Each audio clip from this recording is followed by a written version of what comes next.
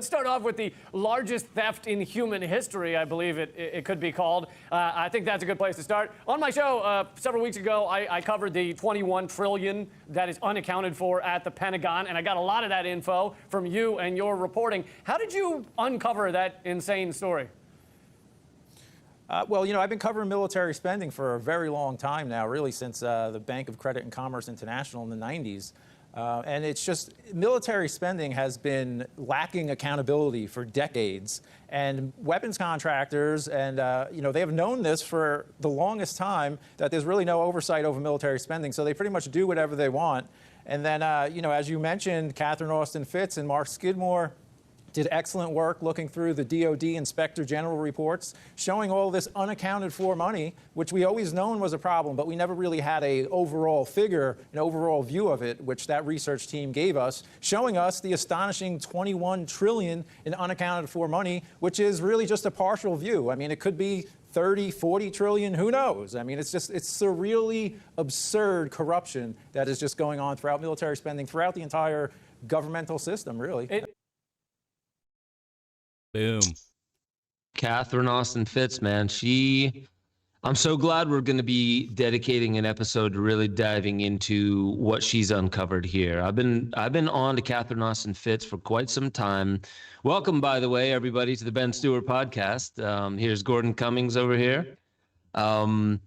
Gordon, you did a good job of gathering some more clips and really going through how to bring the audience into an understanding of where exactly what you heard Lee Camp talking about. 21 trillion gone missing. You know, that's not like I lost my wallet. Can you cover me for a second? I mean, most of us, like, we only in budgetary or in astronomical conversations do we ever get into trillions, talking about trillions.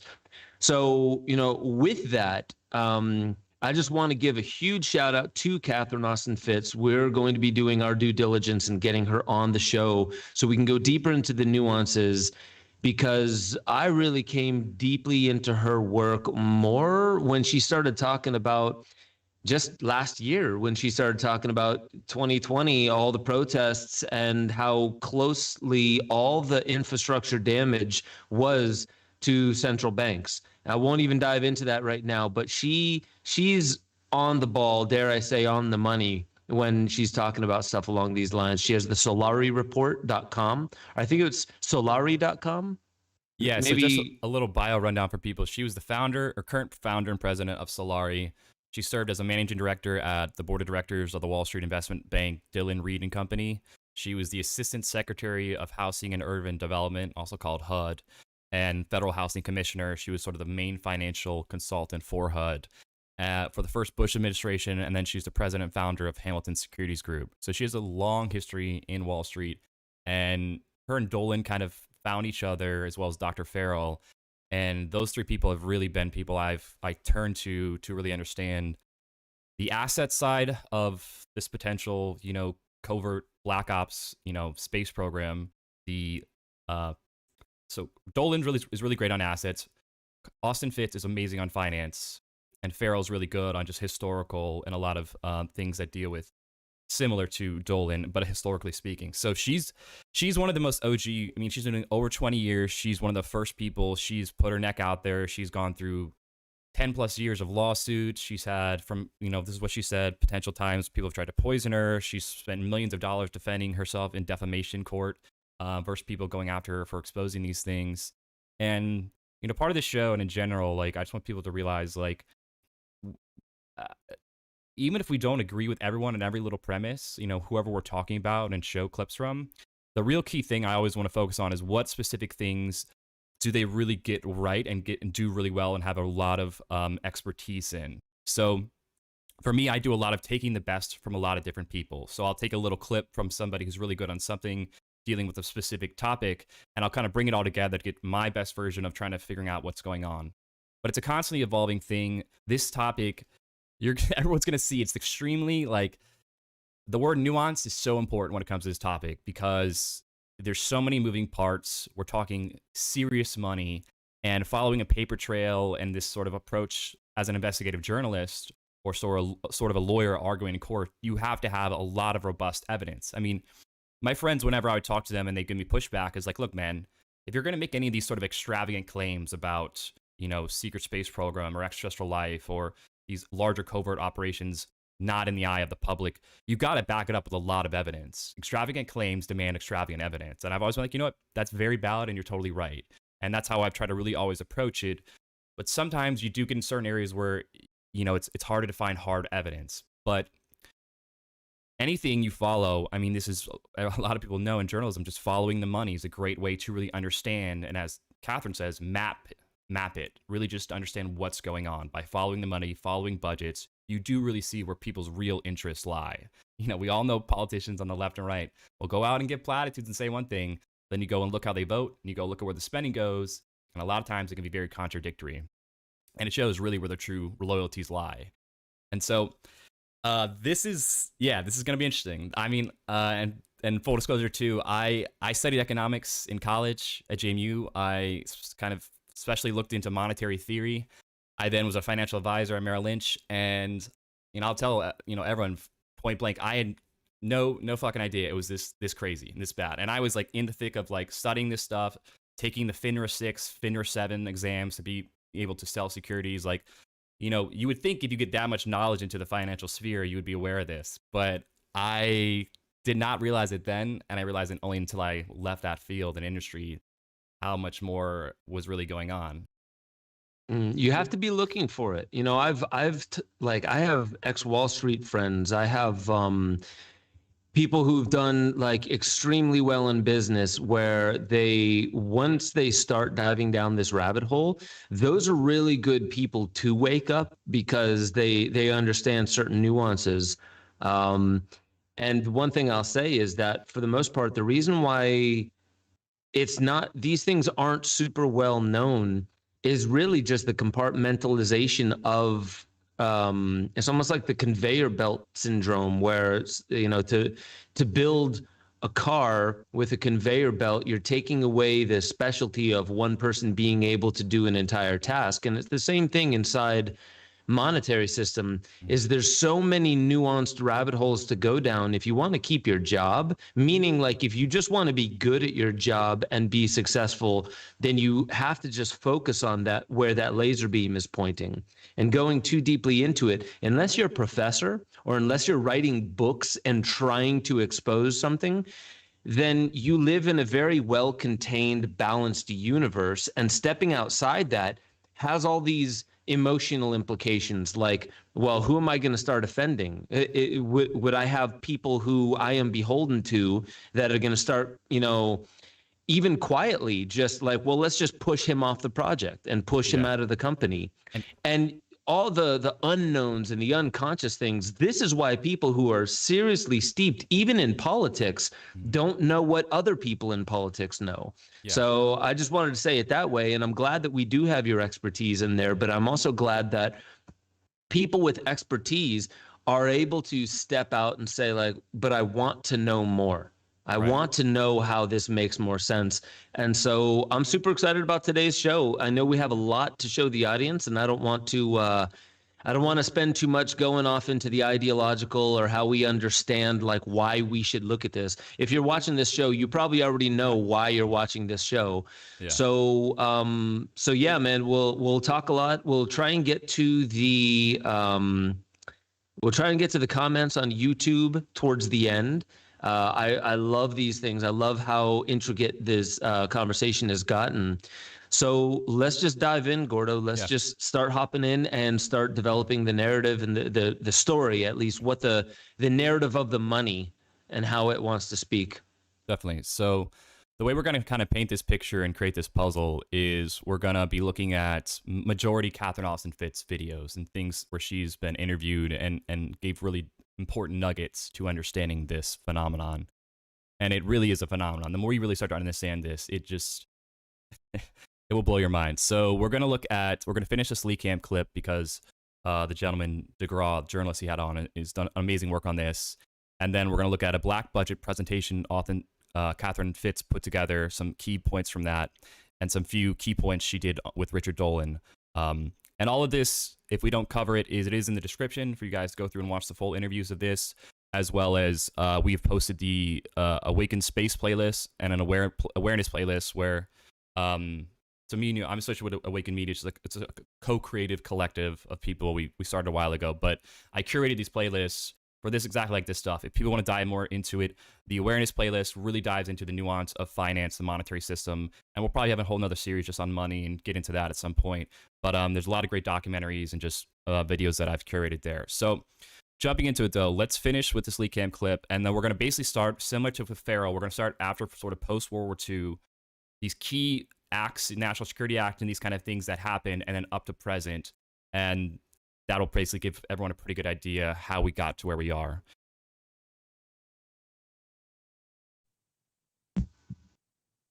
I mean, you know all about it. Yeah, it really is a tough number to get your head around at all. It took me a long time to even figure out how such a number could be possible. And you talk about how you're just getting a glimpse of it. We're not really seeing everything that goes on at the Pentagon, that goes on with our military. This was just certain numbers from the Inspector General's report. But a bit of breaking news this week. Is this right? They've now redacted the report from December 2017? Yeah, since we've all been making noise about this, their only response, repeated attempts to get the Office of the Inspector General to respond to our questions have gone unanswered. The only two answers they've given us was one, when they decided to take all the reports offline, which you covered in a hilarious segment. They just basically took all the reports down offline, but we had already downloaded them, so they couldn't cover it up that way. And now the latest report they released, where we've been getting all this information from, this annual report, it's all redacted. This is the only way they can defend it, by redacting it.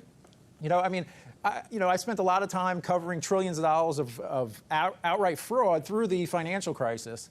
And one thing that I've always noticed, it's like when you catch them doing these colossal trillion-dollar frauds, as soon as you start closing in on them and getting the truth out, they wave the wand of national security, and now they redact all the information. And of course, the U.S. mainstream press, which is owned by global war profiteers, straight up.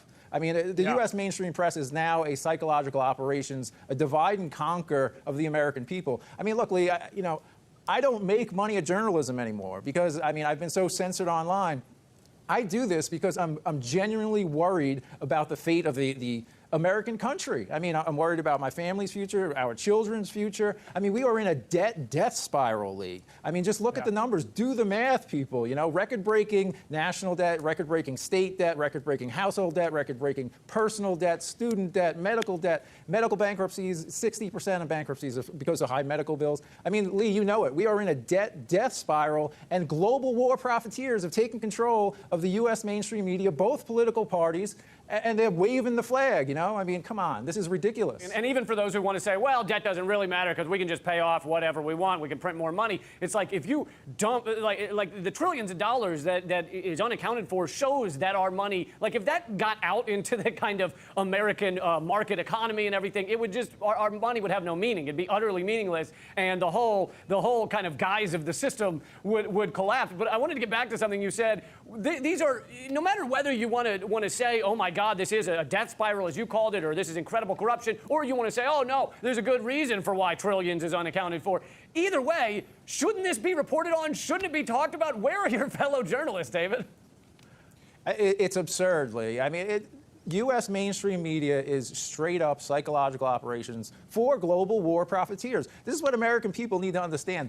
Global war profiteers have taken over the country, literally. This is not like they're waving the American flag. This isn't the American people. These are people pretending to care, under the guise of national security and supporting the troops. They are stealing trillions in tax dollars. This is happening right in front of us. If someone's tapped in enough to watch your show, Lee, that means they have journalistic instincts, okay? If you want to become a rock star journalist, focus on military spending right now. The corruption is insane. They can't defend it. The only way they can defend it is by redacting information and waving the wand of national security. All right. So that's the end of that clip. And now we're going to jump into Katherine Austin Fitz material. But the important thing that Katherine Austin Fitz really does really, really well is she shows. So a lot of people say, okay, there's $21 trillion basically going out. But a lot of people think we have a closed economy. And what Fitz argues, and I would agree with, is that we have more of an open economy, actually, and that there's actually a massive amount of money that's basically going out the back door. And And people say, well, if there's just 21 trillion, missing and all this, or unaccounted adjustments, they call it in accounting terms. And we'll get into the BS and how they try to use these weird accounting terms to validate basically just straight up stealing. It would cause hyperinflation, right? That's the sort of counter argument a lot of times. And so the reason we don't see hyperinflation is because this money is being used. And like you said early on, and Fitz will get into this, like this is not some Goldman Sachs guy buying another yacht or fourth major house or estate. This is trillions. This is literally another level of basically government that's unaccounted. This is an entire system. This is an infrastructure. This is much bigger than just standard personal private corruption type things going on. This is an operational type level of money, resources, and planning. And Fitz really documents why that is the case. So moving now into her first starting off basically the history of the black budget and how we got here, she's going to break that down now, which is critical for us. We're talking about money on the scale of a leveraged buyout of the planet, which is essentially what I think the financial coup d'etat. We're not talking about corruption. This is a system. And if you go back into the 50s and 60s and you talk to or read the people who got the eyewitness reports of people who had engineered this system bottom up, because this has been going on for many, many decades, what they all tell you is it was the best of a lot of bad options. We, the intelligence agencies, got in the organized crime business and grew the organized crime business because we had to have the money. We had to have it on a secret basis. We had to control. Now, yesterday you heard Dr. Farrell talk about and really stress the fact that at the end of World War II, we put the intelligence agencies in the financing business. I'm going to talk about it more then. But think about this, because this is a very important governance issue. You take people who have the power to be completely non-transparent, even though they're operating under the cover of government and government law. So they have governmental authority, they can operate non-transparency, they have a license to kill. So they can kill with impunity. They are now empowered to run a hidden finance system using organized crime, narcotics trafficking, mortgage fraud, and the loot thereof in partnership with the people, the people that we were fighting during the war. So you've got the Japanese Yakuza, you've got, the Nazis, you've got all these different groups, okay? And you put them in the banking business where they not only control the money, but if you look at how the money's accumulating, remember they don't have to pay taxes, right? If you look at how that money is accumulating, they end up having more capital than everybody else. So you're talking from a governance standpoint of creating a very frightening kind of animal. All right. And then we're going to start talking about cover stories and how that's important. But one of the key things first in this clip that's important is starting for people to understand how the intelligence community got involved in the financial elements of government as well. And like, I didn't realize this, but one of the things she'll drop later, but I'll just drop this big bomb on you guys, is that I didn't realize Lockheed Martin was the main processing of payments for the government. And I might be butchering exactly that, but basically, like, you're starting to see this really, like, why would we allow, like, this obvious conflict of interest to occur, right? You see this obvious conflict of interest between people who have the ability to affect financing and payments and various other core components of budgeting in our government kind of cropped in with military and defense contract and intelligence operations. And you start to see, well, duh, like, if you make umbrellas, you need it to rain. And you start to see that there's all these revolving doors between different elements of military industrial complex and financial industry and, defense contractors and all this. You start to really understand how this stuff, how can this happen, right? Like, you hear 2020, how does this happen? Well, because you have major conflict of interest, because you have people unaccountable without transparency being able to do these things, right? And that didn't happen overnight. This has been a long process of multiple little things that we'll document here to allow for that unbridled, crazy amount of control to occur. Yeah. Just a super quick aside. So I was in the military for 6 years. And while I was in there, I'm not going to say I was in some, high ranking position. I was really just a crew chief, which means a mechanic on C-130s. Mm. And I remember, stuff would break down and we would have to repurchase things for the airplane. So C-130s in the cockpit, you have these window panels that you can actually, with a lock, you can open up the window. Obviously, you don't do that in flight, and it opens in, obviously. You don't do that in flight. You do that only when you're seated in there, cleaning, maintenance, whatever. And there's this little latch. So when the window opens, and you shut it, there's just this piece of metal, this little mechanism that latches it. And I remember that thing was defective. And they were super quick to not fix it. They were just like, well, just replace it. So I went in, I had to look at the books, and I had to order a new one. And this was Lockheed Martin. And that one thing was, I think it was between $1,000 and $1,400 for a tiny piece of metal. And I remember going to my higher up and asking a question. And he was like, I can't talk to you about that, but I have to call in. And I forget who it was, but it was somebody else to come in and explain it to me.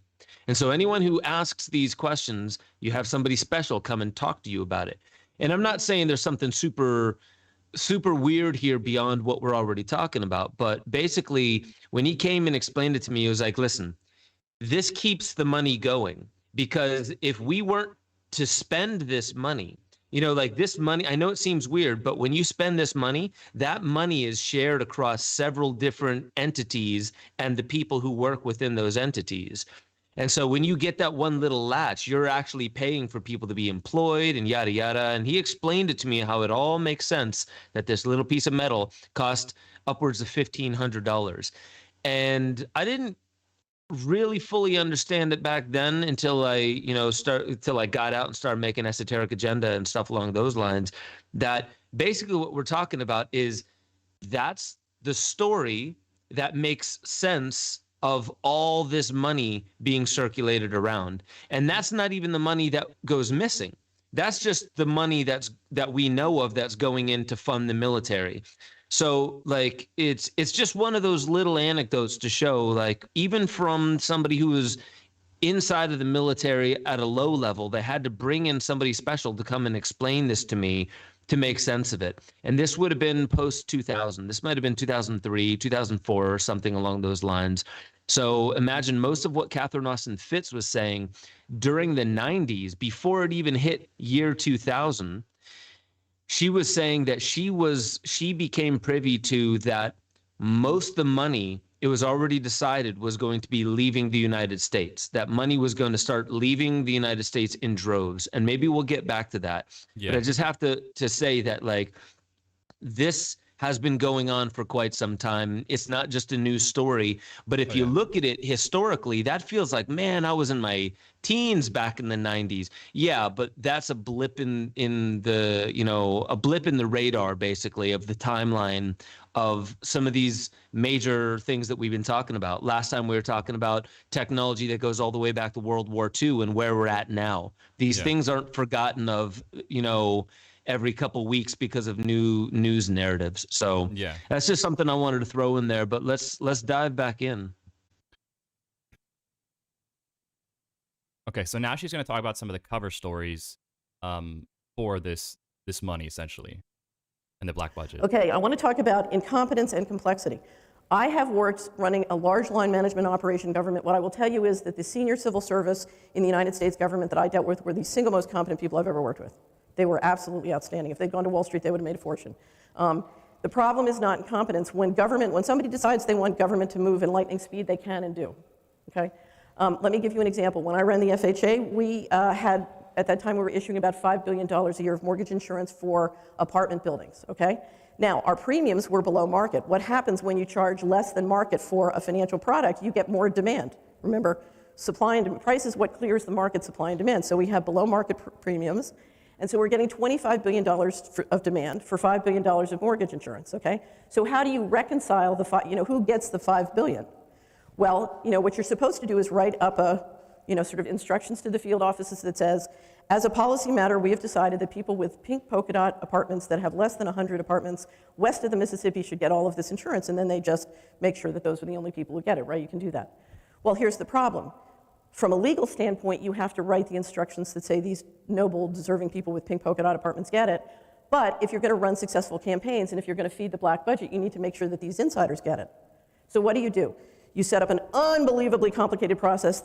All the applications come in, you gridlock, and then the right lawyers get the right $5 billion, and it comes right through the process. And when the other $20 billion come in and say, wait a minute, we have pink polka dot apartments, what happened? You say, oh, those dumb bureaucrats, they're so incompetent. Okay? And then when that doesn't work, you say, well, it's really very complicated. We have a very complicated process. You know, and it's interesting. One of the things I love about doing what I do is if you look at who my audience is, who I work with, who I talk with, they're people who are willing to deal with the complexity we need to unpack this. And the speakers you're going to hear from today have spent a lifetime unpacking the complexity to try and get back to some simple basics of what's going on. The last thing I want to stress is, please, there is much going on in the world that, that inspires anger or emotion, but I want to stress that our situation is far too serious for the luxury of unbridled emotion, okay? You know, this is a dangerous situation. We're dealing with a lot of serious risks, okay? And one of the things I can promise you, having worked on Washington and Wall Street, most of the people I dealt with and worked with in Washington and Wall Street were as fine people as I've ever known. I cannot explain what's happening by the fact that they're bad guys. Now, have I watched people who I work with who I thought were good guys behave in highly irresponsible, unethical, and evil ways? Yes. So I'm not saying I forgive them. There's some of them I'm constantly calling names. You know, I always give Goldman Sachs a hard time. I used to work there. But please don't try and explain what's going on just with saying they're evil and we're good, because one of the things we have to deal with is the fact that this system is implemented one community and one household at a time all around the world, and we are all guilty, indirectly or directly, okay? We all have to take responsibility, not because that's the right thing to do, but that's how we get our power. It's by dealing with me and changing me and working outward from that that I gather power, and that's what we need in this situation, because we're up against a lot of power. So I think there's a couple key points really made there, but you know, this is something that we really do need to have emotional intelligence about. We really have to. This stuff obviously can make people, and valid, very valid, people very angry. Like, you're stealing from me, you're doing horrible things with my money, like, et cetera, et cetera, et cetera. But we don't even have that luxury, as she puts, in a way of like, we have to really streamline our thinking, really work together, put aside some differences because of what we're really dealing with, like the gravity of the situation we're dealing with and the forces we're dealing with. And you know, what are some things to talk to you there, but you're starting to see a lot more of how we have to just at least approach this emotionally as well, I think is a key component here. And she also mentions, you know, this is not just good or bad guys. So a lot of the mainstream media, especially on purpose, likes to paint the world in black and white, likes to say it's, oh, good guy versus bad guy, and the other side says we're good and they're bad, and vice versa. And they always want it to be this classic divide and conquer tactic of saying, oh, it's all so easy in black and white, and everyone's just either this one absolute or this absolute. And this, you know, in this case, it's not, as she said, this is nuance, and it's not just, okay, there's some bad guys and good guys, and we just need to take out the bad guys. You know, there's good people being exploited. There's good people being, you know, basically blackmailed, what they call control files. There's, you know, I'm a strong believer that if we give people the option to redeem themselves, then, you know, we should give them that option, right? And I think there's a lot of people who want to redeem themselves, who know they've done some pretty effed up stuff, helping to be a part of this, but we have to allow them an option to redeem themselves, you know, in the public sector. And we also have to kind of all own it that, like, we are, as she said, all, whether we know it or not, directly or indirectly, slightly, you know, responsible for this in you know, some subtle ways more than others, but it's not about playing the blame game is not going to get us out of this, you know, and that's with a lot of solutions. But what are some of your thoughts just on that clip? No, I like what you just said there, and definitely, you know, like what she said, I have some thoughts, but mainly on what you're speaking of here about having some emotional, not even neutrality, just, you know, being able to breathe through it and understand that, like, for most of the people here, you know, I'm slowly reading through some of the comments, and a lot of people here, they're fully well aware that this stuff is happening, whether they know all the details or not. But there are going to be some people that they hear about this and it's just causing anxiety for them. And the bottom line is like, that's like waking up and realizing that an earthquake has been happening for a couple decades. Like, it's no reason to acutely start worrying. It's a reason to start adjusting our perception. And that really should be done in the right way. You know, so when it comes to how to take all of this, if you listeners aren't privy to, I mean, I guarantee almost all of you are, but if for some reason you're not privy to the fact that there's a lot going on in government that we're not told, and if you were to hear about it, you would be appalled. So the point isn't to just be reactionary and like close your mind off to the fact that is happening, but to understand that it is happening. So when you do actually get more details, it's simply paints the picture or brings the lens into focus a little bit more, rather than most dominantly having some kind of dramatic emotional impact on you. And that to me is why I feel like, why did I start reading about all this stuff and really getting deeply into what is termed now so lovingly as conspiracy theories back in 2007, 2008, even before that? But why did I really start picking up on it? Is because I knew that the more deeply I looked at it, the more the nerves would calm down. And then I would be able to look at it as if, not saying I'm even close to having some kind of like samadhi, or some like Buddhist percept. But when you're able to look at these things without getting hyper triggered about them, then what is revealed to you, I truly believe, and this is the core reason why I entertain so much of the external world when I talk so much about our internal orientation, is the more that we're able to look at the outside world and keep that, not neutrality, but a clear perception without reactivity, then we start to understand, once we learn new things about what's going on in the world, our gifts and how we want to use our gifts in the world begin to come into focus more as well. And that, I really do believe, if there is such a thing as a soul, and our soul speaking to us and giving us, little breadcrumbs about our purpose in this reality, I believe it comes through not blocking out any reality, but just listening to what's out there and staying neutral to it, and knowing that none of it means that you have to write this book one day and say, I believe in X, Y, and Z. I still haven't been that guy. What I do believe is that we need to develop our gifts, get skin in the game, and use our voice according to what we truly believe we're here for. And if you're doing that without looking at the darkness of the world, and without even just looking at where's the money going, this isn't something that you have to believe in something you read on Google about the Bavarian Illuminati. This is our budget. This is the past couple decades. Yeah. So that's what I want to say. This is like, I'm very firmly not about getting into this like very nervous, scared, like what's going to happen. We need to rise up, and none of this needs to be like that. I think the fact that this is coming out is showing us that opportunity is presenting itself right now. So we need to see that there's opportunity here. Yeah. But that's really just, that's kind of like my overall perspective of all of this information. Yeah. And Adam of Grayskull says, we're here for love, nothing more, nothing less. Thank you for that. Let's dive deeper into it and just follow Katherine Austin Fitz's train of logic, because I'll say this real quick. I love how some women speak to topics like this better than men, because you don't see their eyes popping out in their heads as much as some of the men that I've researched, who are great researchers. But the way these women just like all the details out there, and they're not freaking out, right? They're really just getting practical with it. I think we really need to start diving deeper into at least Katherine Austin Fitz's work. So let's hop in and see where she goes with this. Yeah, and just real quick is, basically it's this idea of responding as the observer and not reacting as the ego.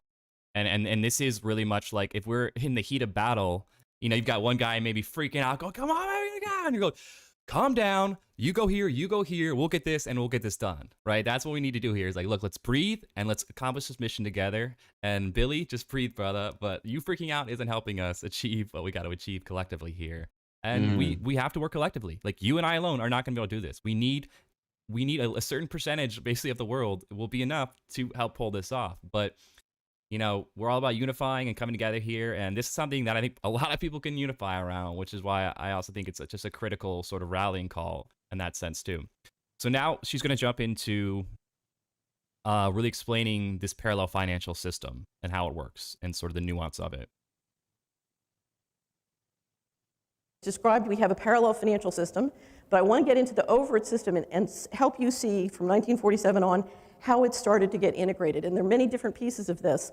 A very important one is the reserve system, the Federal Reserve System, and how it works, particularly the New York Federal Reserve, which controls as agent for the Department of Treasury, the Exchange Stabilization Fund.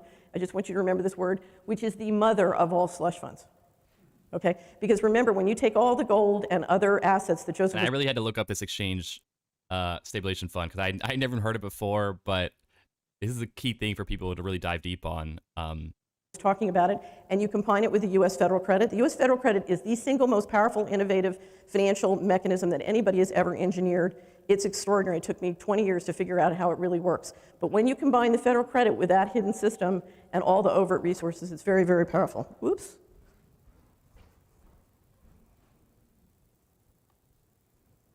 Okay.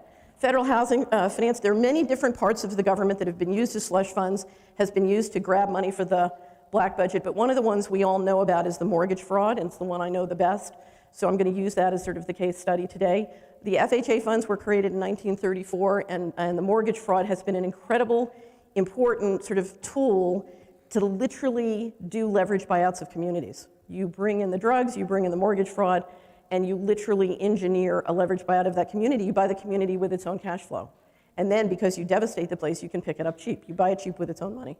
I want to talk about legal structure, because legal structure is a very important part of how these things sort of, how the hidden financial system sort of merged with the overt system and sort of blew up. I'm going to not talk a lot about covert operations and mention the most important thing now is the digital infrastructure. I am so glad Edward Snowden did what he did, because now I start making sense to people.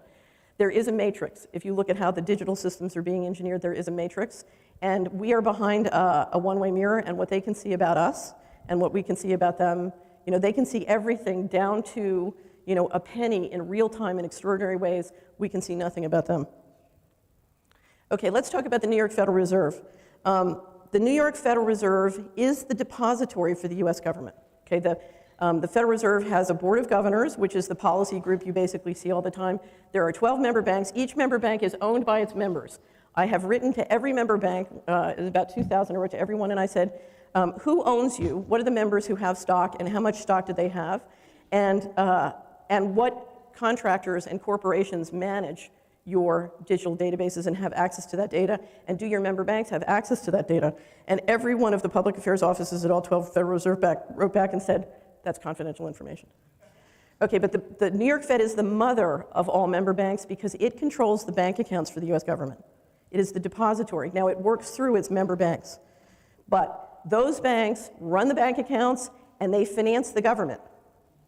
So the idea that the government is going to be able to seriously enforce against them, is dreaming. If you're running a company and all your financing is dependent on your bank, and they've got all your accounts, are you going to put them in jail? That's a tough one. They manage as agent the Exchange Stabilization Fund. Very important. The Exchange Stabilization Fund, on that management, they report directly to the Secretary of the Treasury, not to the bureaucracy. All the files, all the records are kept at the New York Fed, but controlled by Treasury, but reporting to the Secretary. So if you try and FOIA, if you put in a Freedom of Information request, either one, and you ask for anything on the Exchange Stabilization Fund, you know what you get? You get this. Okay? Very difficult. Yes, they publish financials. Do I believe them? I'll never forget, I had one reporter who was writing about narcotics trafficking in this country. She came back from lunch with a very senior retired DE agent. She was very depressed. I said, what happened? And she said, he looked at me and he said at the beginning of lunch, look, all the wires batch and run through the New York Fed. They know where every dime is. That's how it works. All right. So you're starting to understand more the nuance of the parallel sort of financing of this. And, fractional reserve banking, central banking, the Bank of International Settlements, this whole way we do our modern day, open market operations, the way we do monetary policy now, once we've gotten off the gold reserve, is just, in and of itself, kind of a mind blower. But you start to see this overlap between, the shady way we're now running our financial and monetary systems, also with black budgets, and then as we start to tie more, also where that money is really going. That would make the most sense based on how much we're really talking. So you are starting to see this conflict of interest, though, between, these various governmental bodies. But in that clip, did anything stick out to you? Yeah, specifically, and I had even a question for you. So when she's talking about the housing, so she she said something here about like the housing, how you import the drugs and you can destabilize an area, and something with the mortgage rates, I believe she said. And I can't remember the exact terminology. So they give these subprime this was the whole 2008 crisis. 2008, we gave all these horrible subprime mortgages to what were called ninja loans. No income, no assets, no job. And they normally would never give these loans out to people, but they knew that these people were most likely going to default. So then they bought credit default swaps on it, and they bet against basically these bad loans, knowing they were going to fail. And it was this whole idea of the big short, and all these people played it. But essentially, they knew they were too big to fail. They knew Geithner and the Treasury was never going to really let them fail, because they'd fear-mongered them with, it'll be a run on the banks, we'll have another, Great Depression if you allow it, it'll be systemic banking failure. So they bailed them out, as we all know. And these guys knew they were going to be bailed out. They gave out bad mortgages, and then they bet against them knowing they were going to fail. So it's like all these, like the core thing that you realize, that you learn, if like when I was a financial advisor, was you have a fiduciary responsibility to your clients. And these guys were blatantly going against that, which is called moral hazard. And they didn't care about their clients. The opposite. They were willingly basically exploiting them. And obviously that causes massive bubble, et cetera, et cetera. A lot of people know from there. But there's various ways you can do this. And obviously there's a track record of the CIA with Iran-Contra, Freeway Rick Ross, who actually met the real Freeway Rick Ross, extremely nice guy, but he was literally using a CIA front to, he was selling the drugs, giving the money to they were then using the money proceeds to fund this Iran-Contra operation at the time. And it's just, there's plenty of stories like this, when you really look into the history of black budgets and CIA, and how there's this really shady way we're using, opium and marijuana and cocaine sales in various parts of the world to finance a lot of these operations. And yeah, I mean, if you willingly introduce something into a community, say South Central, what they called at the time Ready Rock, which was, cocaine now, and crack cocaine, that's obviously going to probably be pretty detrimental to the community. You're going to start having a lot less fatherless homes, more people going to prison, and you're going to see a serious deterioration of that community wherever it is. And yeah, I mean, so there's multiple levels and multiple ways you can do this. And she talks about how there's over 1,000 different ways you can create all these secretive financial instruments to do these kind of things, from bearer bonds and all these different ways. But yeah, I mean, that is definitely a component of it, is of the real estate and mortgage component. Well, and so even beyond where is some of this money going? Basically, just taking a look at what Katherine Austin Fitz was saying, how that basically kind of destroying the infrastructure of certain neighborhoods and buying it with the money that it generated, basically. And when you go all the way into, I forget what the name of the film was, but there's a new film that she appeared in, Katherine Austin Fitz did, where she's saying in the greater interview, she says that 34 out of 37 of the protests, violent protests that happened last year, they all happened within a very small radius of the central bank of that city. Right. And that a lot of infrastructure was broken down around it. And then so she said, listen, I've seen this pattern before. And here's what I assume is going to be happening, is that the smart grid, the same thing, if you go over to China, you'll see there's over 123, maybe more by now, smart cities where you have Alibaba running the GPS of all the cars, so they can do pretty cool things like lower congested areas and reroute traffic. But if you think about it, you're inside of a device at this point. The smart city is its own device. You go back all the way to Eric Shaw, pre-2008, 9. I think he was talking about this in 2005, 6, where he was talking about Agenda 21 is exactly that. The grand push of it are these smart cities and pushing people into terraformed smart grid cities. And what that basically means is you need to demolish a lot of the existing infrastructure and rebuild it back as a part of the smart grid. And I had even heard, and I can't remember if it was Eric Shaw who said this or somebody else I was researching at the time, said you are going to see ground zero in all of these cities being around the central bank. The Federal Reserve Bank in those cities. So I find it interesting. This was 12 years later. Katherine Austin Fitz is saying most of the damage happened right around central banks. And in a sense, you can then buy up the damaged infrastructure, pennies on the dollar. Now, I don't know the nuances of it. That right there is just hearsay from Katherine Austin Fitz. And but that's one of those. It's That's something one of to those, look out for. Yeah, and that's one of those things where I would push back a little on. I was like, because basically what you're arguing is that there's a direct correlation between, causing, deterioration of property in these specific areas to then. And I think honestly there were just major protests in a lot of major cities because of obviously the Black Lives Matter movement was the main precipice. But I don't have enough evidence to say like these are like and I do believe there are obviously agent provocateurs in various protests around the world that do get involved to basically make the whole entire protest look bad. So I don't have enough evidence to validate that, and I wouldn't agree with her premise that like this was a direct plan by like a Soros type figure, and every single place was these were just a lot of people already doing that. And causation isn't necessarily correlation. So with that, I don't necessarily agree with that theory until I see more evidence. But it is interesting, looking at is there more evidence to paint that correlation in a more serious way. But once again, like even if that's not the case, like this is what I was saying early on, there's certain things I might disagree with her on, but I'm not going to discount her entire body of work because of a few things I disagree with. And I think this is a really important premise for a lot of people to look at. Is like, oh, if one person says one thing I disagree with, he's done. Cancel him. I'm not going to listen to like that guy anymore. It's like, okay, fine. Maybe you feel that way, but then you don't believe in redemption, or you don't believe that somebody might be a little bit misinformed. Like you're expecting everyone to be perfect always.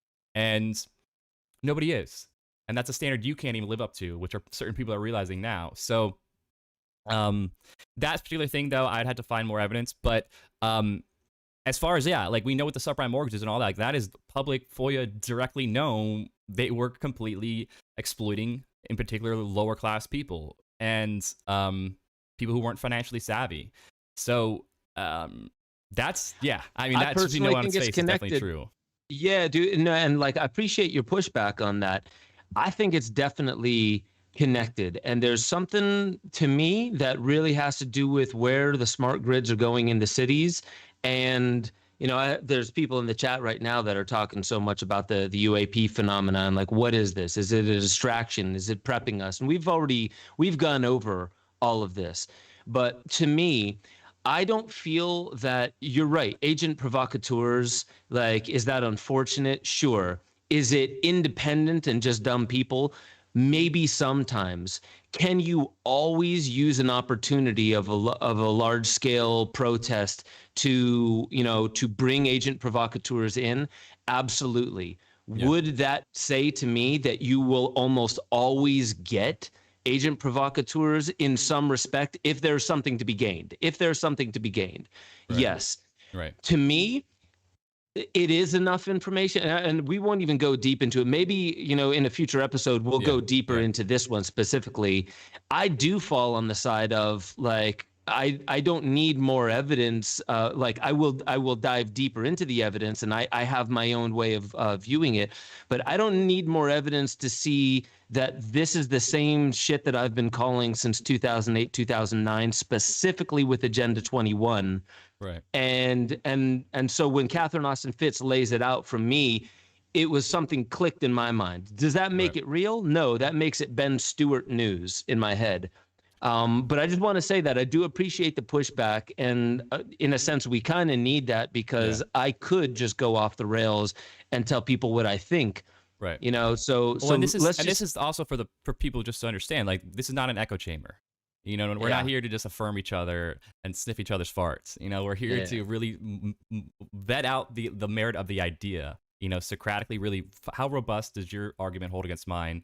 And we're both buddies and love each other. So it's not about like personally coming at one another. And for sure. And the best example to finish this and before we jump to the next thing is I look at the Yellow Vest movement in France, and I'm extremely impressed of how they approach large-scale protests. There's a lot of different political parties involved and were involved in the Yellow Vest, from the far left to the far right, but they still came together over this sort of popular referendum and these certain things they specifically wanted from the government of France. And when they came across agent provocateurs, which there were during the Yellow Vest protests, they were all savvy enough as protesters to say, hey, this guy over here clearly is not a part and down with the ideology of the overall movement. They're wearing, all dark colors, they're not showing their face, they're smashing windows, and immediately when people saw that, they would point to them, they'd grab them, and they tell the cops, hey, he's not with us. This guy is clearly, you know, an agent provocateur, and they'd hand them over. Right. So I think that's really the only, not the only, but one of the best ways, like when you are doing a large scale protest, is be mindful of it. When you do see it, give it over, and don't allow them to co-opt something that does have good intentions.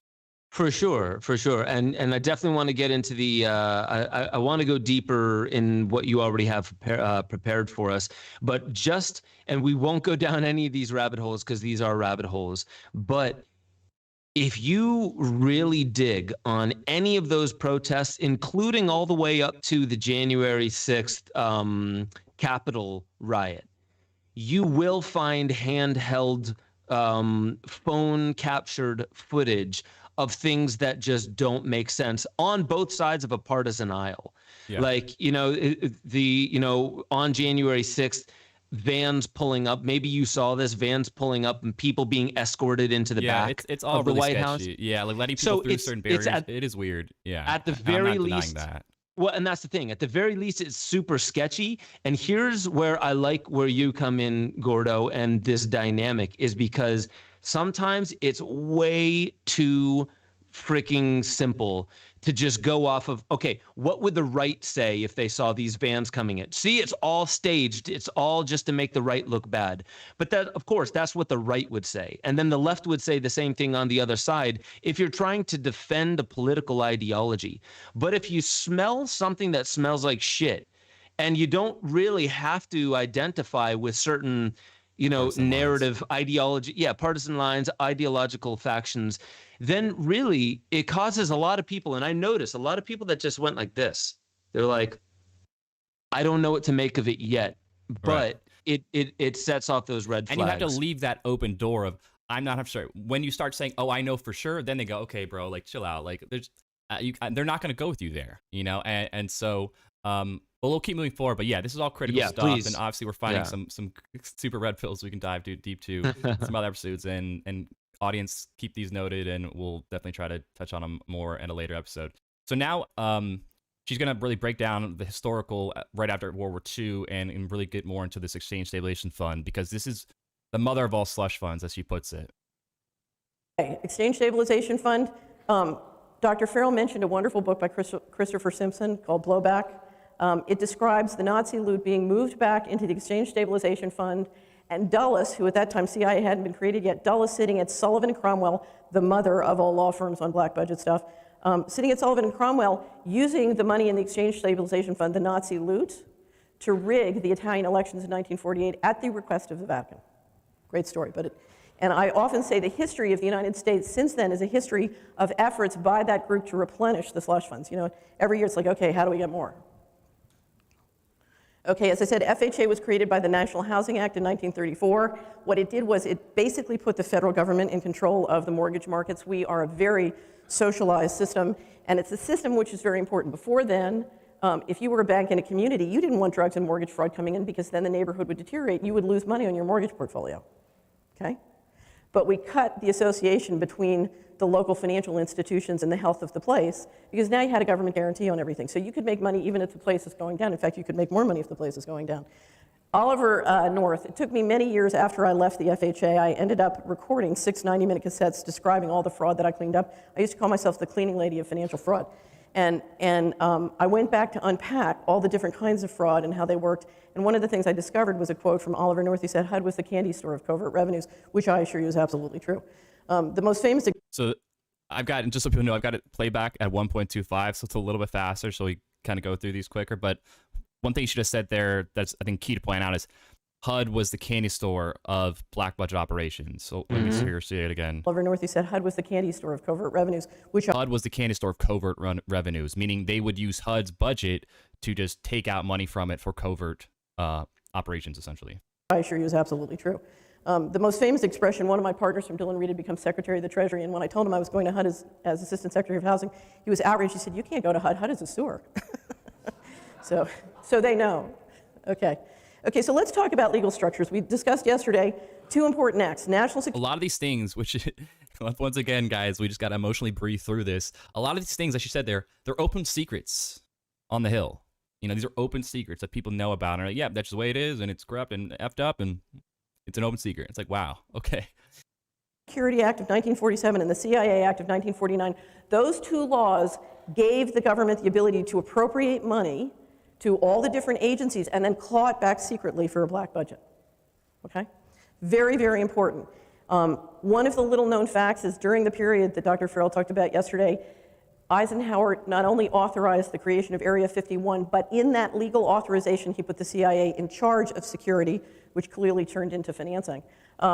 It's very interesting. If you read the history of the drug dealing in Mena, Arkansas, the lead drug dealer, Barry Seal, had in his logbooks that he would stop. So Barry Seal, the movie American Made, everyone go watch it, you know, whether you like Tom Cruise or not or anything, just for historical reasons. It's not obviously perfect, but that whole movie American Made with Tom Cruise is based off Barry Seal. And that's who she's referring to here. Deliver the guns down to Latin America. He'd bring the drugs back, and he would stop by Area 51. And the researcher found it said, why would Barry Seal stop at Area 51? I said he was dropping off the cash. Okay, so again, we see the CIA getting into the business of providing security and financing for these black budget operations. Okay, now here's a very little known but unbelievably important fact. When Reagan and Bush got elected, the deal that George H.W. Bush had made was that he would control the National Security Council and Enforcement and Intelligence. He had been the head of the CIA, remember, when he became vice president. So we made the head of the secret, but when everybody always says, oh, well, Putin was in charge of the KGB, I said, wait a minute, we made the head of the secret police the president long ago. I mean, this is a pattern. So one of his deals was he would control that line, which is unbelievably invisible and very powerful to most taxpayers and citizens. So what he did was they implemented an executive order that would allow them to use all the money in the government, including the black budget money, to pay private contractors to do highly classified work. Okay? Now what you're talking about is creating a mechanism that can borrow an infinite amount of money globally, okay, and deliver all of that money to private corporations on a non-transparent basis to deal with the most powerful. So what she's saying here, as I skip this ad, is a key point that, and this is something that's key within ufology in general, is how do we not get access to a lot of things? How does the FOIA request not work? Is because they're giving these contracts to private corporations, which are not privy, or FOIA does not affect private corporations, right? So this is, you start to see all the ways they can get around this stuff not being made to the public and the public knowing about it. Valuable technology in the world. Now, what do you think is going to happen? When I became assistant secretary, if you look, I see a very different government than you do, because what I have to tell you, ladies and gentlemen, there is no government. To have a government has to have information sovereignty, and it has to have financial sovereignty. The United States government has neither. When you look at 21 agencies plus the military and intelligence agencies, what I see is 5 defense contractors who control all the databases and the collection of data and aggregate it into one. I have an article called The Data Beast, one data beast, okay?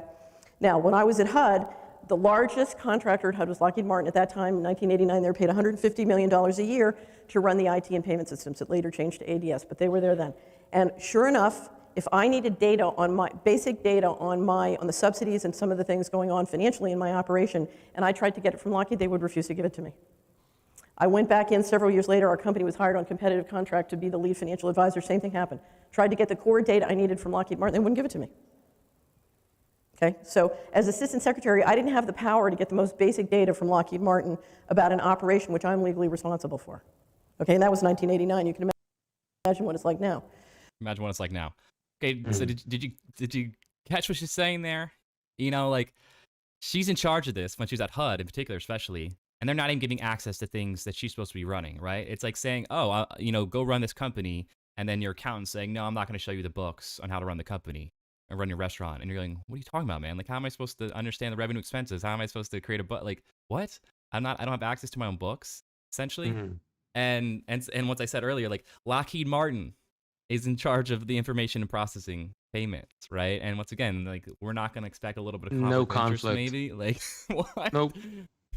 Nope, not at all. You know, what's funny is when she said, so FOIA, when you're talking about corporate or private corporations and FOIA does not extend to them, just look at, there's a book called Surveillance Valley talking about Silicon Valley, but it's basically the birth of the internet. But it goes through a really rigorous history of DARPA as being the, basically the civilian side of the Pentagon that chooses, basically they choose what kind of technologies and programs the Pentagon will need, but then they consistently outsource it. So it's not done with military. They outsource it to universities and private labs. Yeah. And it also, that book really does a great job. It's basically talking about the birth of the internet and what the internet really is. And I still, as much as everybody uses the internet, I still think a small fraction of people even understand what the internet truly is. So I would highly encourage people to go check out both that book, Surveillance Valley, and what Katherine Austin Fitz just said there. I actually, while we were watching that clip, I went and I bought the audiobook for Blowback, that book that she was talking about, that the subtitle to that so it's by Chalmers Johnson. It's The Costs and Consequences of American Empire. So Blowback. And that's the thing. Like, there's so much good material out there. Start diving deep. And stuff, and she'll say this, and stuff that's not fringe. Like, you don't have to, like, you can take your most skeptical family member or friend and go, hey, this is public knowledge. This is not me coming at you from any fringe angle. This is like, you can go look at it yourself. That's why also I love this stuff so much, because if we need more people to be involved in helping, overall transparency and accountability and changing the way these things are designed and people in charge, et cetera, we can't do it alone. And you don't need everyone to go necessarily extremely far fringe with you just to have real change occur. Even if there is real fringe things happening, you don't need them to take the full red pill. I love The Matrix, literally my favorite movie, but I don't think you necessarily have to be blue or red. Once again, that's very absolute. Like, maybe you can take what's blue and red make, like purple, more of a purple pill, and some will take purple pill. Red. Yeah, but like, isn't there a white pill too? There's like all these different kinds of pills. Yeah, but like, bottom line is, like, a purple pill will be enough to get a lot of change done.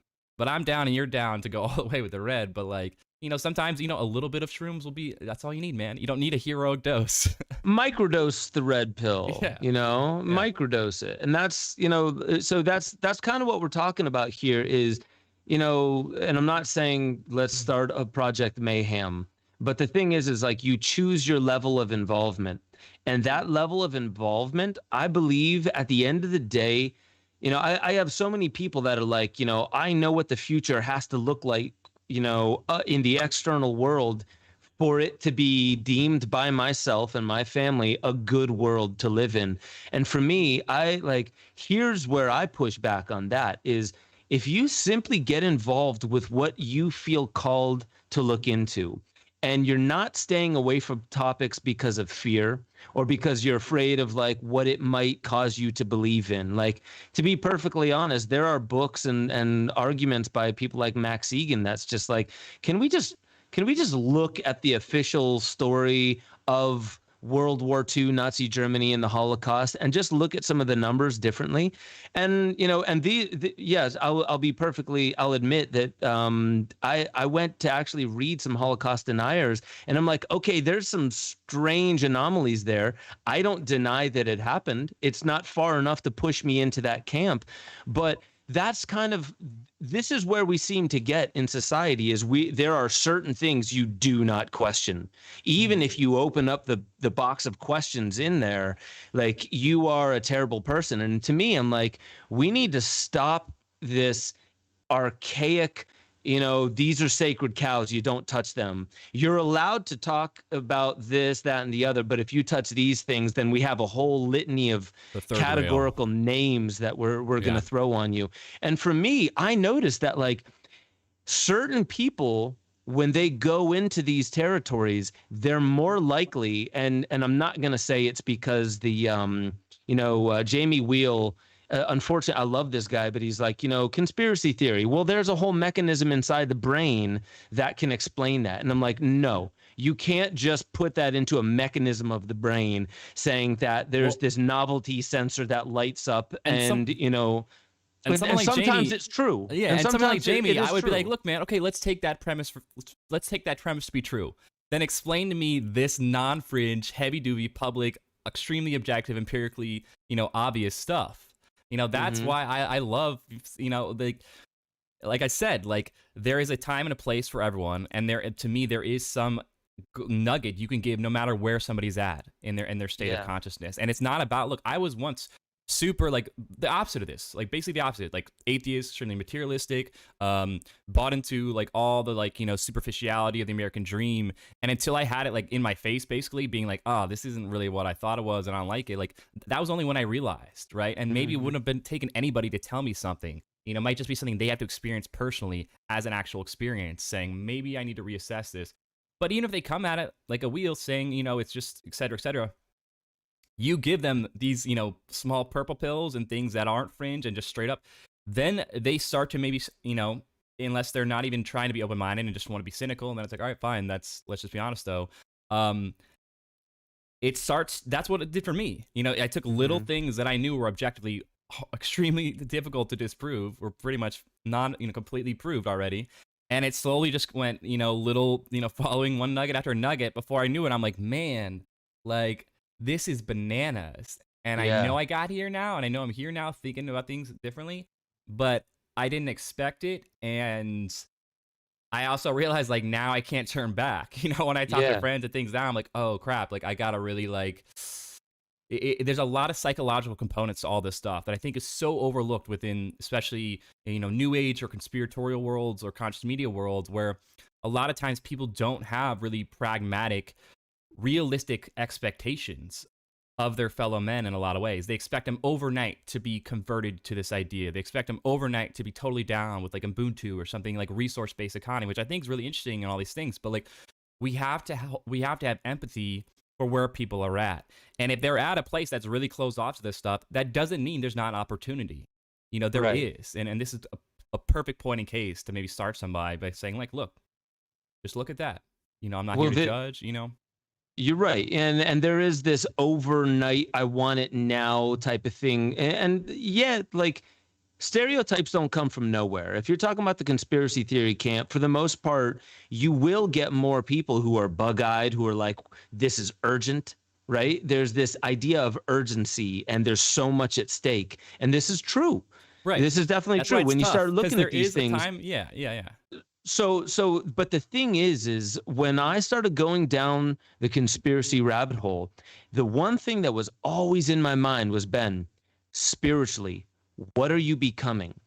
What are you becoming? Are you becoming the Chicken Little? Because let's not deny there are the Chicken Littles out there who it's always, the sky is always falling. The only thing that ever comes out of their mouth is the muggles are asleep and only a few people like me actually aware of what's going on. And I'm like, what are you becoming when you become that? So the reason why I dig the purple pill when you start talking about that is it's at least you are willing to entertain the bridge that gaps the two seemingly disparate worlds. Right. And once you're willing to entertain it, if you can keep contact with, but who am I? Who am I willing to become because of information online that the same people will say, man, you need to get rid of your technology. There's algorithms and AI. There's just disinformation campaigns. It's here to turn you into a nervous wreck. And I'm like, yeah. So where's that filter that you have that's like, you know what? I will look at everything that's going on in the world and the deepest and the darkest of the stuff, but who will I allow myself to become? And how will I allow myself to interface with humanity and with myself and my self-talk? Yeah. So I think that's super important. As we start going through this, guys, the world is not what you think. It's also not what we think, you know, but when you're at least trying to take that purple pill, meaning understand the bridge. Yeah, we're just trying to understand. We're all just trying to understand. And I think, you know, we'll move on here, but I think the key thing too that I've learned is it helps nobody if you're patronizing or condescending to people. And that's what I see a lot of times happen. I've done it myself. I actually had I was at a party once with one of a really good friend, guy, you know, I love, is great people. But he's like, dude, like, you realize you're really being kind of condescending right now. And I was just like, oof, because I knew he was right. And I'm like, my bad, man. You know what? You're right. And I fucked up. Like, I own that. I take that L. And I don't want to be. I don't want to come off patronizing. Like, help me. What was I doing? What was I saying? How did I? All right, my bad. And, you know, but how we build bridges, how we get real change and solutions to occur is we have to, like you said, like, who am I becoming? How's my energy when I say these things? Am I screaming or am I talking in a calm voice? Am I taking their pushback and really listening and integrating it? And am I, articulating in a way, even if you know you're right or feel very strongly, am I doing it in a way that's not coming off condescending? I'm really just saying, I'm here from a place of love. And people, they pick up on this, and they will work with you and want to come with you more if you give them that kind of, emotionality and energy when you present these things. So you're totally that right. is really critical. And we want to hop on, and I just want to mention one other thing. Like, when you're right about stuff that you've read and a logical thesis that you've put together, you can be right about your thesis and completely off when it comes to what are the common denominators of conversation. If you want to push somebody away, make them feel like an idiot because you've read more than them. Or personally attack them, name calling. Great. Right. You're going to end the discussion right away. That's not. What are you trying to achieve here? Well, that's not the right tool. That's not the way to approach it. And Sid Goldberg, well, I'll just end on this. Sid Goldberg, he's a producer at Gaia, and he had a guru from India that he told one time. I loved him. I loved having conversations with him, and we actually all chilled with Jordan Maxwell, and he pushed back hard on Jordan Maxwell, and Jordan didn't like him. And what's interesting is, like, so we chatted afterwards, and he was, we were just talking about, like, speaking your mind and saying what you believe, telling the truth. And he said, the one time I asked my guru, is it good to always speak the truth, even if you upset people? And he was probably thinking, like, I know when I'm right, and I know when I'll upset people by saying what I know is right. And his guru said, tell the truth. Is it good to tell the truth? Assuming you know what truth is. Right. And coming from a guru, you're talking about not something you read on Google and it makes a lot of logical sense to you, which could still just be an opinion and completely false, by the way. Knowing what truth is has less to do with information and more, not all to do, but more to do with how are you communicating? The truth of communication and opening up people by really speaking to their heart.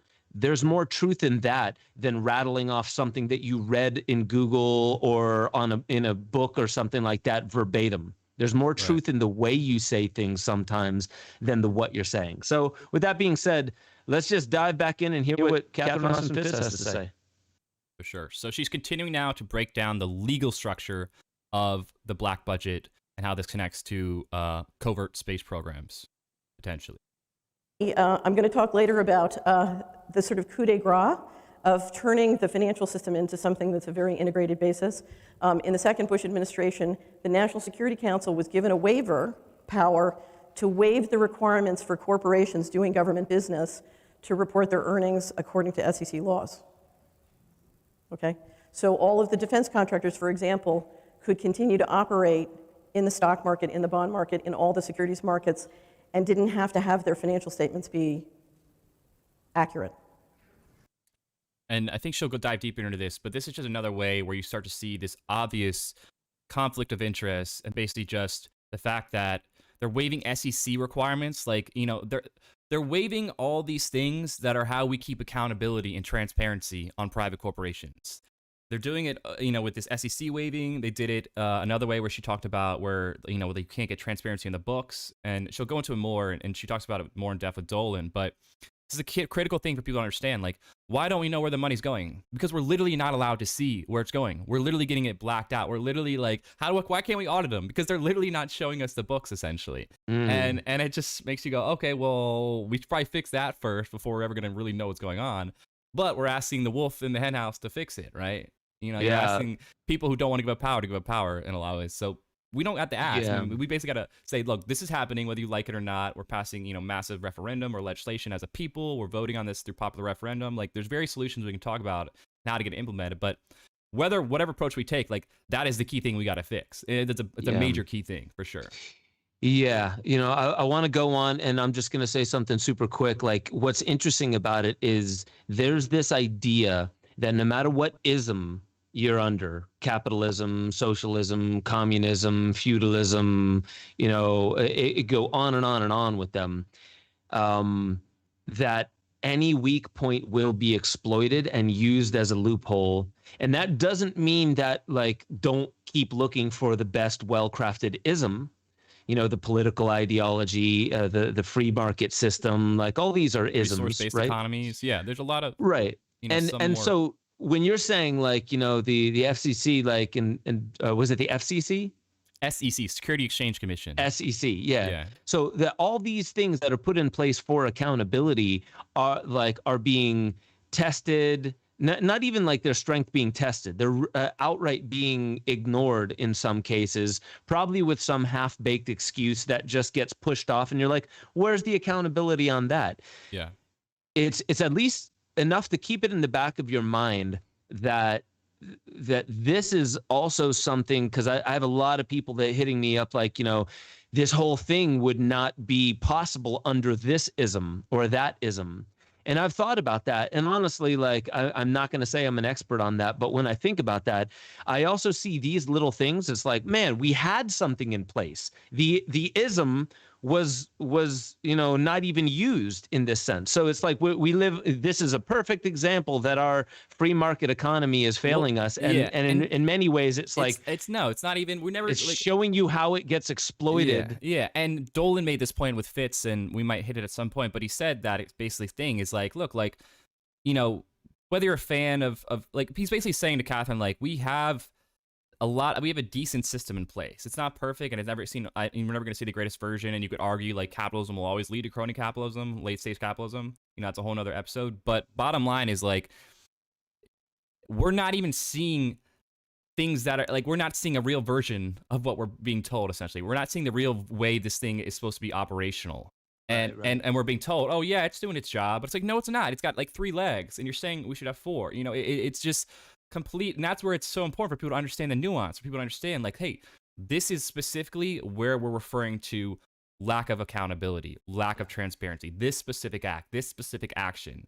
And that's what you need to really, if you're already convinced, fine, but to understand it better and to get more people to understand this more in the collective. Like, this is very obvious, non-fringe, and just blatant. And even on the Hill, like I said earlier, it is pretty much an open secret, a lot of this stuff, So now she's going to get into, though, the digital infrastructure and how this is critical with black budgets and its connection to covert space program. My goodness. Digital infrastructure. The digital infrastructure makes so much of this go because it makes it possible for you to centralize an unbelievable amount of stuff and do it through the systems without people realizing.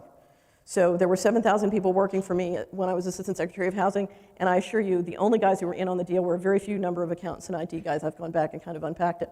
But this is what makes it go, and part of it is because the government is run by private banks and private corporations, and they are absolutely non-transparent, and a lot of it is behind this national security law, including the national security waiver. I cannot tell you how important the destruction and suppression of place-based financial statements like Community Wizard was. So if you want to undo the trance between reality and the official reality, one thing you can do is network within your place and start to figure out how the money works and where the opportunity is to reverse it. Because the opportunities to build new income and jobs, both small business and entrepreneurs, is incredible, and get the value of the real estate up. Very important PowerPoint, centralized control of payments and systems. I'm always having fights with financial people who say, oh, the US dollar is going to crash tomorrow and the Chinese currency is going to take. That's ridiculous. The Chinese don't have a global satellite system. The backbone for the financial system are cables that run under the ocean, clearing systems, the internet, which are more and more moving onto the internet platform, and the satellites. Okay, so he who controls the sea lane and the satellite lanes controls the global currency. Okay, now you need more and more violence to do that, and we've used plenty up till now. But that's why you see in action, in reaction to the Snowden revelations, you see more and more people saying, Brazil, Putin saying, we're going to set up our own clearing and payment systems. We want to be able to clear and do transactions around this system, and it's not just the dollar; it's around those payment systems. When the sanctions started, everybody was talking about Putin can't buy a Coke with a Visa in Moscow without the CIA knowing it within 10 seconds. And in fact, that's true. And so you see Putin now passing legislation so he can set up local payment systems, and Visa and MasterCard, et cetera, can't do that. Globalized satellite systems over the next 10 years, one of the reasons you're seeing so much emphasis on encouraging people to get interested in space is the competition. As financial transactions in the global currency moves onto the internet platform, the squabble and the issues over managing the suborbital platform are going to be enormous, okay? And so space is going to get unbelievably important in the overt economy, not to mention what's going on in the covert. And of course we know with the Patriot Act, smartphones, cell towers, the Internet of Things, everything is getting much more invasive. the one-way mirror. Okay, so I want to know when she did this talk. okay, yeah, so this is actually 2015 or 2014 actually. So much has happened since then. It's incredible. And Yeah. she has talked about stuff like this in the past where she was on a panel. I'm forgetting everyone who was on it. Maybe Zechariah Sitchin, but I think at least Richard Dolan was in it. Yeah. And she said something where she was like, I don't even know if there are real extraterrestrials. And I don't know if she's changed her opinion on this, but she's I think she's religious, maybe Christian, Catholic, Yeah, something like she's that. Christian. She talks. Okay. Yeah. So she said when she was in office, it was even offered to her like, hey, do you want to meet an alien for lunch? And everyone laughed at it. And she was just like, I know, sounds super funny, but legitimately, this was a very legitimate like chat. And I forget exactly what conversation or topic she was talking about before that, but she was like, listen, I'm really worried that this is being built up as something that it isn't. So, as I still get people in the chats over here talking about like, what do you think about this UFO thing? It's on 60 Minutes now. Everyone's talking about it. Why now? Why is it so like, oh, well, let's just start, carte blanche? Is it because everyone can handle it now that we've already dealt with so much of what's happening with COVID? Like why now? And it's super interesting. And I'm not going to go deeply into that, but I'm super curious about Katherine Austin Fitz's maybe her thoughts on, and this is why we just have to get her on the show, her thoughts on why 60 Minutes is covering all this now and what all this means. Because she said in that what we just watched, eyes on satellites, eyes on outer space. And a lot of what we're talking about when we're talking about space might have to do with exactly what she was talking about, not just the movement of money and stuff like that, but we see blockchain as being like, oh, that is going to be the future. So all money and all transactions now have to be pushed onto this. And we see with Starlink and I forget the Bezos version of it, but all these satellites going up in the air. And so the Internet of Things also very much so evolving. Yeah. So think about it in an embryonic sense. It went from its like first stage almost to its second trimester just recently. Yeah. And so I definitely find this interesting because I've been focusing a lot on just basically what she's talking about. 5G moving to 6G, all genomics being classified, categorized, sequenced, and put in, basically BGI group, and on the International Barcode of Life, where pretty much all data and sensors everywhere and all data accessible. Mm-hmm. So I'm just really curious about that. Is there more where she goes deeper into the Internet of Things, or is that basically the most she went into that? Not as much in this presentation, but she has spoken with like dark journalists, who's a YouTuber, has had her on a few times, and Dolan a little bit about, she's very much against the technocracy and this idea of a technocratic elite trying to pull off some agenda based around this sort of technocratic worldview, very much this automated, very unhumanistic kind of approach. And she's very much against the technocratic kind of takeover idea, as well as I think I have seen her touch on a little bit of just like, she is familiar with von Braun's statement and the Fairchild industry statement. Yep. I'm blanking on the woman who worked for them, but basically, the last threat will be ETs. And right, like we said earlier, and people should go and watch that first episode. We dive deep into it, but basically, like, I do think that's always that is definitely a possibility. I don't think that's an inevitability, right? I think we have an ability to shift and not allow that to occur. But essentially, I think, it was inevitable that they were going to have to tell us some pieces of what's going on in outer space and what we're seeing, right? And I think now they've been a little bit forced to. When you really look at how this all was brought out, it wasn't like they wanted it to really come out. Like I showed you that clip, and like I said, Totally. go watch it. But it doesn't mean they're not naive to. We had to control the narrative, right?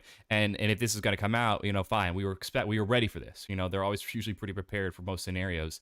And yeah, there's probably a strong possibility that people in the military industrial complex who are the people that would want to have a psychological operation, that would want to have a fake ET invasion to justify spending infinite money with this new war on space, just like a war on terror or a war on communism. Like, this is their new way for it to reign. So then they can say, well, we need to make umbrellas, we need to make spaceships that look, and I'm all for having like self-defense and having our planet protected from hostile forces, just like I am domestically having a strong. It's just different when we start becoming on the offensive and we want to try to go out and start saying like, then you get into like, are they actually a real threat? And who you're classifying this certain race now maybe as the threat. And yeah, I do think there are some bad guys out there. Like, I'm not of the Dr. Greer group that's like, it's all good. And I'm not of the Dr. Jacobs group where it's all bad. I'm in the middle, neutral, kind of similar to Dolan, where it's like, I think there's some good guys and there's some bad guys, ETs, and I think there's some neutral ones. But yeah, we should be smart about defending against the bad ones, but we shouldn't also immediately think they're all bad and then, get ourselves in this situation where now we don't even have the possibility to have a cultural diplomatic exchange with advanced intelligence. And now we don't have a possibility to become like this Star Trek version of humanity where we're exploring and it's for science and all these beautiful things to expand our notions of humanity and what we can do and who we can interact with. I don't want to go down, as we talked about, that fear path that they're going to probably try to sell us on, a certain select group of be afraid, be terrified, justify a lot of money towards this, and just like sit back and let us handle fighting these bad negative ETs, Yeah. And so, yeah, I think multiple camps probably exist. There's multiple competing agendas behind the scenes from what it looks like, but all we can do is what we have control over, and to the best of my ability, I'm going to embody and try to help people get educated. So we go down the more loving path of not having that sort of pessimistic, fearful approach to all ET and justify It's war. interesting. Yeah, man, it's interesting because like, and I'll just end it on this, but like, if you think back to, I think Trump was still in office and it came out that there was an Israeli space commander that came out and said, ETs are among us. Trump knows about it. The U.S. administration knows about it. We know about it. We've been in contact with them, and they will not make their presence known until we learn how to not be so violent towards one another. And what's interesting about that is that, like, I took a look at that and I was like, okay, I wonder what that's about. Okay, that's Israel. That's Trump. That's very interesting. Like, Trump and Israel are talking to ETs and they're not going to make their presence known. And it got kind of washed away because it was connected to Trump and Israel. And I'm just super curious about, like, where are these narratives coming from? Because that was on the news as well. And are there competing narratives to spin where this is going as well? Or is it one united front? Because it feels divided to me as well. And I would stand out on a ledge and say I really strongly feel that's the case. I mean, there's just so much evidence to back up that theory versus that it's all united. Because you are seeing mixed messages. You're seeing mixed white hats. You're seeing, look, I'm not saying Mellon's perfect or Ella Lozano are perfect with their agenda and it's completely humanist, but bottom line is they are representing a different narrative than what you see a lot of the people within still the mainstream sort of Pentagon, DOD. And like I said, go watch our earlier stuff showing how this whole process was like, they didn't want these things to be released. These were done at the very last stages of when these people worked in these committees and on these groups. And they did it in a way where they were smart. They weren't going to get in trouble with classified versus unclassified and all these things.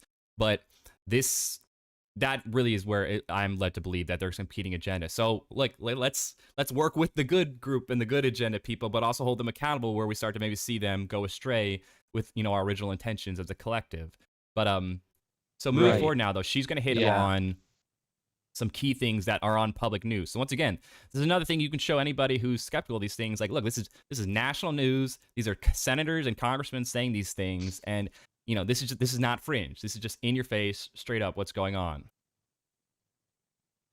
Pentagon, the day before 9/11, Secretary of Defense Donald Rumsfeld declared war, not on foreign terrorists. The adversary is closer to home.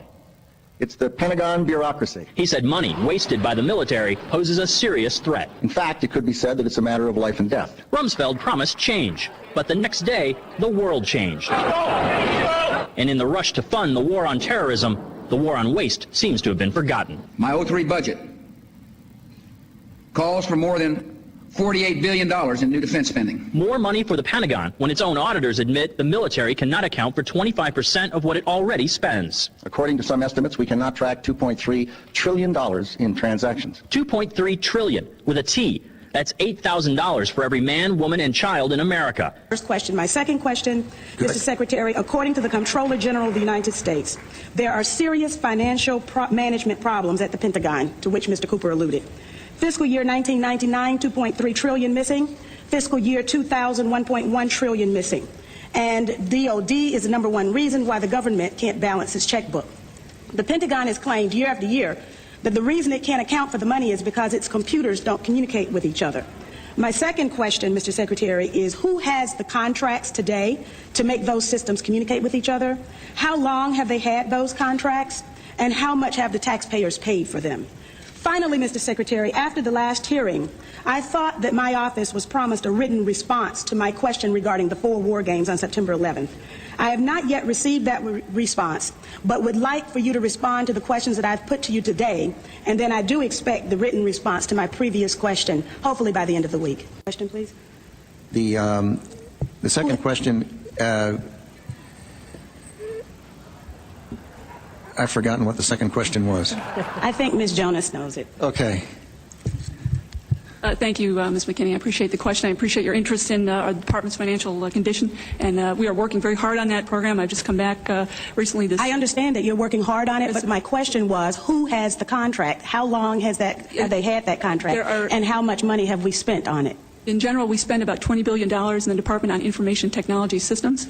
The accounting systems are part of that. I can get you the exact number for the record of what we spend on our current, what we call legacy systems, and those that we're moving toward. And who has the contracts? That would be a multitude of individuals. Could you name some, please? Well, I think off the top of my head, well, I would rather not. I'd rather provide that for the record. That's not privileged information, is it? I'm sure it's not. Well, please. And we still have time, so please. I would be glad to provide for the record. I don't want to talk my... Okay, so she doesn't provide for the record. We don't know who the contractors are. And this goes again into blatantly in your face, you know, this open lack of transparency and accountability around, look, when you look at the United States budget, the vast majority is going towards defense. We spend more than like the next 6 or 8 countries combined. So it's a pretty important part of our budget we should be pretty familiar with and have a lot of accountability and transparency on. Yet it's probably the one that has the least amount of transparency and accountability. And as she's asking the woman, you know, who are the contractors? They're not telling. Why is this privy? You know, these are senators, congressmen, presidents, people in the positions who should be in the know and should be given this stuff being blocked. You know, and this is when you start getting into this idea of like, okay, well, who really has more power? You know, this idea of a deep state. Is there a unaccountable, unelected group of people who we know, you know, this permanent state of national security that don't really answer to people who are in positions of power we think they would be answering to, right? And this is just a perfect example of that on display. Totally. Yeah, I mean, so I've seen that video before. That was on Solari Report. And man, I'm just weighing in my head whether I should even, like, you know, start opening a can of worms. But I would just encourage everybody to go to Solari Report and dig through that, because there's also, so there's this video that I did a lot of talking on from, let me see if I don't butcher her name, Ulrike Granocher, and she's German. And she talks a lot about Peter Gayayev and a lot of the technology that's being brought up in, I believe, mainly the United States, but then also in Japan, and different things having to do with genetics and teleportation and also satellite technology. So I'll stop there because that's a tangent. That's a whole other show. But this is the stuff that Katherine Fitz is getting into when she's really looking at, like, I want to know where some of this money is going, and I want to know what some of this technology is being built for. And so just imagine the technology that's being built that isn't being covered by people like Katherine Fitz. The stuff that is not like, oh, dang, it leaked, but we'll just come up with another narrative for it. Stuff that hasn't been leaked yet. So it's super interesting, but just, you know, sticking to the point. Yeah. And we'll jump back to the next clip, and that's where she and Dolan really found a lot of crossover, and they really were like, oh my God, like that's the missing piece I needed. I needed the financial piece. I needed the asset piece. And Dolan really helped help provide her with, like, deep underground military bases, how much money is being made by these mining and elevator companies, and, you start to follow, like, oh, how are, that's where she gets into, and we'll play the clip later, but like this type of money is being used to build massive infrastructure of deep underground military bases, massive infrastructure and things to be built, like possibly spaceships and these things where sounds a little far out, but you would need that type of money to actually be building these massive things. And as far as other technologies and things in the realm of like alternative energy or 0 point energy, or things you're talking about, we would consider almost magical. Look, like, I don't have as much evidence with specifics on that as much, and there are some whistleblowers that touch on that, but the bottom line is, like, this is pretty much a blank check. And these people don't have to answer to SEC, Congressman, or anyone to be like, hey, this is what we're working on. This is where we're maybe being a little bit immoral or unethical. Like, none of that's coming up in their equation of how they approach this. So, So she continues on, though, with this congressman blowing this up. Thank you very much for joining us for Happy Hour. I saw you quoted, you're using the analogy to the birth of Christ, that we wouldn't have spent as much money since his birth, that this big old bailout. Very interesting to come up with that. Well, it's even worse than that. If we spent $1 million a day every day since the birth of Christ, we wouldn't get to $1 trillion. And we're likely to lose far more than that. Having $23.7 trillion at risk basically is about 1.5 times all the money that every man, woman, and child in America produces. The entire gross domestic product is only about $17 trillion. So this is an amazing amount of money at risk, and it's okay to have it at risk in order to get America moving again. What's not okay is what we're going to hear from the special IG tomorrow, which is he's being locked out of any kind of oversight, reporting, transparency, all the things we were promised. He's missing, Ed, is this. We had... Okay, so he was just talking about the bailouts that Treasury did during the financial crisis. So Cynthia McKinney testimony, I think, was around 2003, 2004. We move up a couple years to the bailout period, and we have Treasury do an incredible amount of bailouts, but we also have the Federal Reserve in on the game, so we have Representative Grayson. National tragedy, an economic disaster that took place barely a year ago.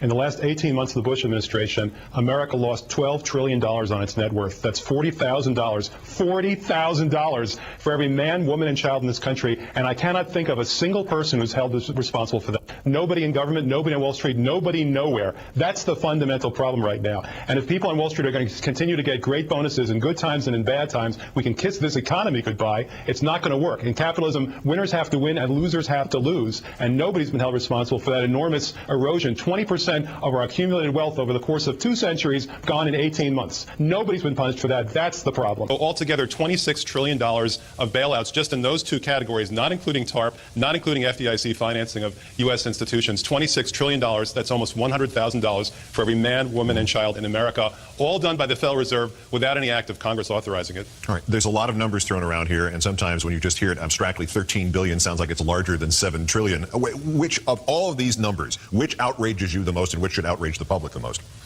I think that we can all agree the trillions of dollars that were extended by the Federal Reserve to the banks in the form of corporate welfare.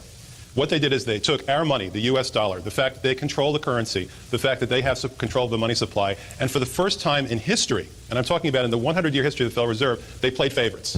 They said, we'll give $100 trillion to this institution, $100 billion to this institution, another $100 billion to this institution, and so on down the line, when you and I couldn't even come close to accessing that kind of money on those terms. They lent out this money at 0.01% interest. 0.01% interest. Go try to get a loan like that from your bank. Bloomberg's report that there are trillions of dollars in off-balance sheets transactions that the Federal Reserve has entered into since last September. Are you familiar with those off-balance sheet transactions? I think it may be important at this point, too, just to bring up a certain aspect related to our jurisdiction. And just to clarify, perhaps, some of my earlier comments. We are the Inspector General for the Board of Governors, and we have direct oversight over board programs and operations, and are also able to look at board-delegated functions to the reserve banks, as well as the board's oversight and supervision of the reserve banks. We do not have jurisdiction to directly go out and audit reserve bank activities. Okay, so what you just said is, if the Exchange Stabilization Fund and the New York Fed are using the federal credit and all sorts of slush funds to manipulate the markets and send enormous amounts of money abroad to foreign banks, that's outside of our scope. Anyway. Once again, Inspector General working, with the governors of the banks, outside of our scope. This is another obvious blaring thing of accountability, transparency. Why are they outside your scope? Why are we allowing this to occur? Why are we allowing this type of systemic design to be in place? That clearly would allow for corruption to happen very easily, right? None of the people, when we come hip to this, we go, yeah, this is not a good idea. Most rational person, most normal lay person would be like, yeah, it's like not a good idea. But if you're benefiting from it and you're in that corrupt system, then yeah, you love it. You're reaping all the rewards. You're living high on life. And this is just where, once again, we don't have to get into this like super like emotional and angry and just pointing fingers. It's just like, let's just be aware of this. Let's work towards the change. But we can't, like you said, until we look at the darkness and understand.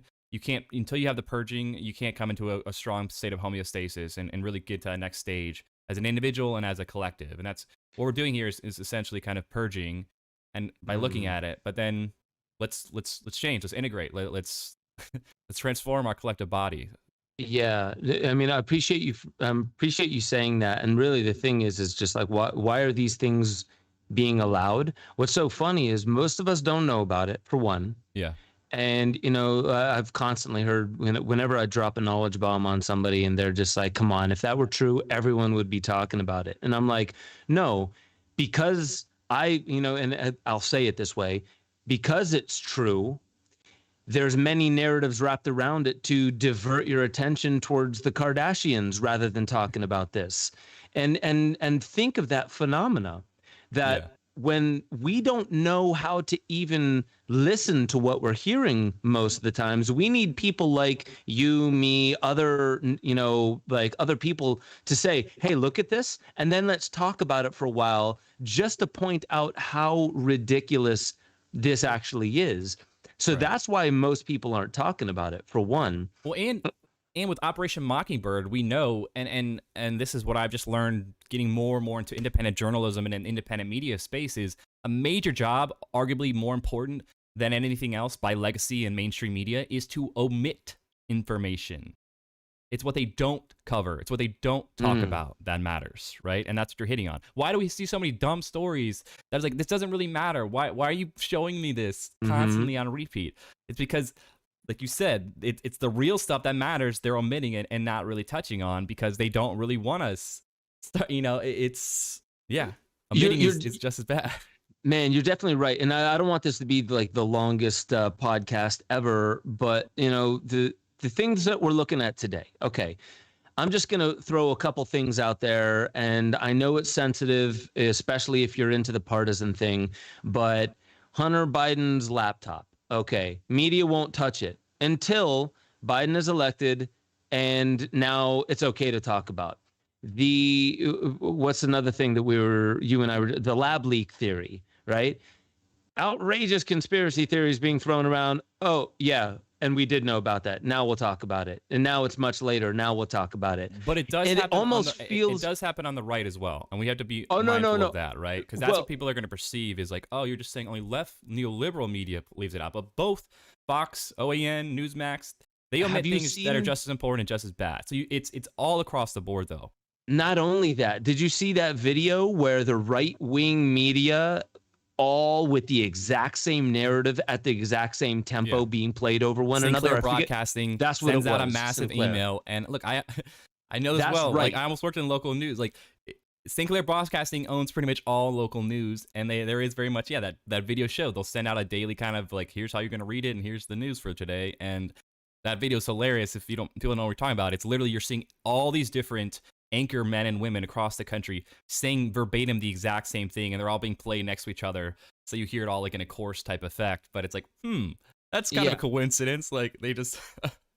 And I tried looking, and I'm not saying that left-wing media does not do the same exact thing, but I tried looking at left-wing media, and I didn't find, maybe there wasn't a good enough filmmaker or whatever that put something out on YouTube that was that convincing, but it's across the board. So that's really what, like, and this is why I mentioned ahead of time, Like the problem is we keep falling back into, well, how do you label Ben Stewart because he just pointed out two things on the left? Well, he must be alt-right and he just doesn't talk about it. He must love Trump. And like, I've made my position on Trump very clear in several Waking Infinity news. I think he's a puppet unlike other puppets, but a puppet nonetheless, right? He played the ball game slightly different than other people. He didn't start any new wars. Oh, great. Let's give him a round of applause. There were still drone strikes, right? You know what I mean? Like, for every one good thing you could say about Trump, you can find 50 that he didn't do and correctly. Biden's just as bad. Look, we won't get into political game. We'll have a whole other episode and series on just like populism and understanding the political dynamics. And I'm not totally against like not voting and being involved in the process. Like, I'm very much all the above. Like, if you want to just protest in the streets, or if you just want to like abstain from voting, or you want to get involved in the political process, I think all those things can in a way be beneficial towards moving us to a goal we want. But when we say only this way or this way works, and if you're in politics, then you're shill, and this is exactly what they want. This is divide and conquer. This is making people be painted into ladles. Say, how do I compartmentalize? How do I put you in box so I can understand you? That is exactly what leads to division. It doesn't allow nuance to occur when you do that. You're thinking in absolutes. Yeah, so that's why I wanted to point out what we're watching with Cynthia McKinney around circa 2003, 2004. That was right before 9/11. That's 2001, I believe. Oh, okay, right on. Yeah, so Rumsfeld, grilling Rumsfeld and grilling these people, and they're still not saying anything relevant. And what happens at the end of that? They all just wipe their hands. They go to lunch. They carry on with their day, and nothing seems to happen. I'll get back to you on that. I'll get my people to reach out. Oh, but your people never reached out. Yeah, and she kept saying, it's like, this isn't privileged information. We have plenty of time. This is the forum. This is your job. Answer the question. And she's like, I don't feel comfortable. And it's just like, who cares if you feel comfortable or don't feel comable? Like, well, it is privileged information. I think that's the truth. It is actually privileged information. And the girl who's the messenger in that position is like, I feel uncomfortable. And if it wasn't privileged information, she probably would have told him. And so that kind of seems like slightly an invasive maneuver there. But, but like, so maybe Cynthia McKinney was saying it's not privileged information, and it is.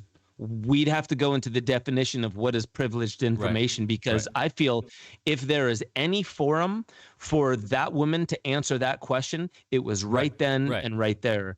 And so you have to be really careful with like, what does privileged information really mean, and when do you say it? Because that seemed like the exact moment where you say it. But we could go on forever there. I really want to maybe one more clip that really nails the coffin down. Okay, so this is her kind of wrapping up her presentation, and we actually had two other whole videos of clips we could have gone through. So maybe we might have to do a part 2 to this, because I do really think it's important and robust. But this is her just kind of hitting on, though, how the black budget is a primary source of inequality. And this is just important for people to understand overall, like, why we see such inequality in this country. This is a major reason why. It's not the only, but one of the primary sources for sure. I will tell you is that if you look at how the money works in every household and in every neighborhood in America, in every municipality, in every state hall, the black budget is the source of inequality. We have a centralized system, and it is taking the most powerful technology financed by the taxpayer and shifting it into private hands without, it's sending the liabilities in, but it's taking the assets. So we have a systematic skim of advanced technology and assets. We are creating private endowments with our resources that we don't own or control. One-way mirror, but most important, the power of this group is they have the ability to kill with impunity. And when it comes down to a food fight, if you look at all the Congress people, and there are many, many great government leaders who've tried to do something about this, and they are concerned for their safety and the safety of their families. So one of the issues about real solutions is, how do we support them in a way that's effective? Okay, Declaration of Independence, one of my favorite pieces of the law in this country. We hold these truths to be self-evident. All men are created equal. They are endowed by their Creator with certain unalienable rights. Our freedom comes to us by divine authority.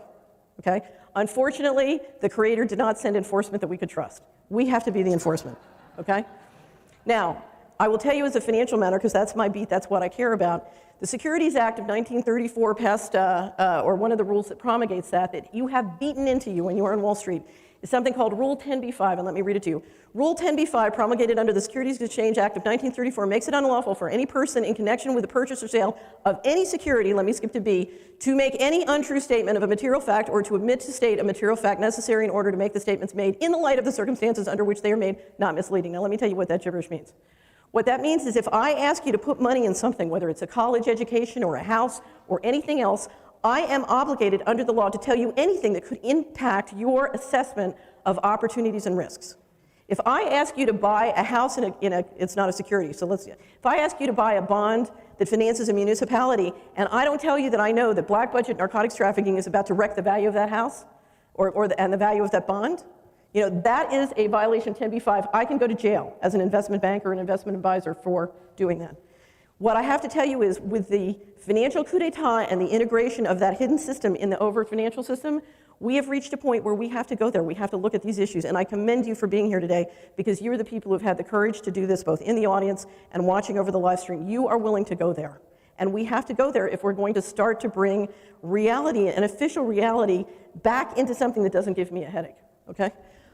It is a material omission not to look at this. And you need to start quietly in whatever way works for you to help the people in your life begin to deal with that.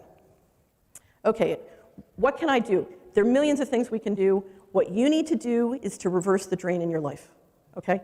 You are being drained by the black budget, okay? You are being drained by this gap between reality and official reality. And the first step is simply to reverse the drain in your life. It's just like they tell you on the planes, put your own oxygen mask on first, because you need more oxygen, and then you can help the guy sitting next to you, okay?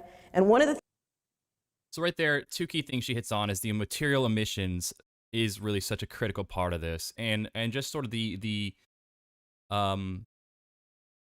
pragmatic way to think about this in the sense that, put your own oxygen mask on before you try to help, your family member or person sitting next to you on a flight.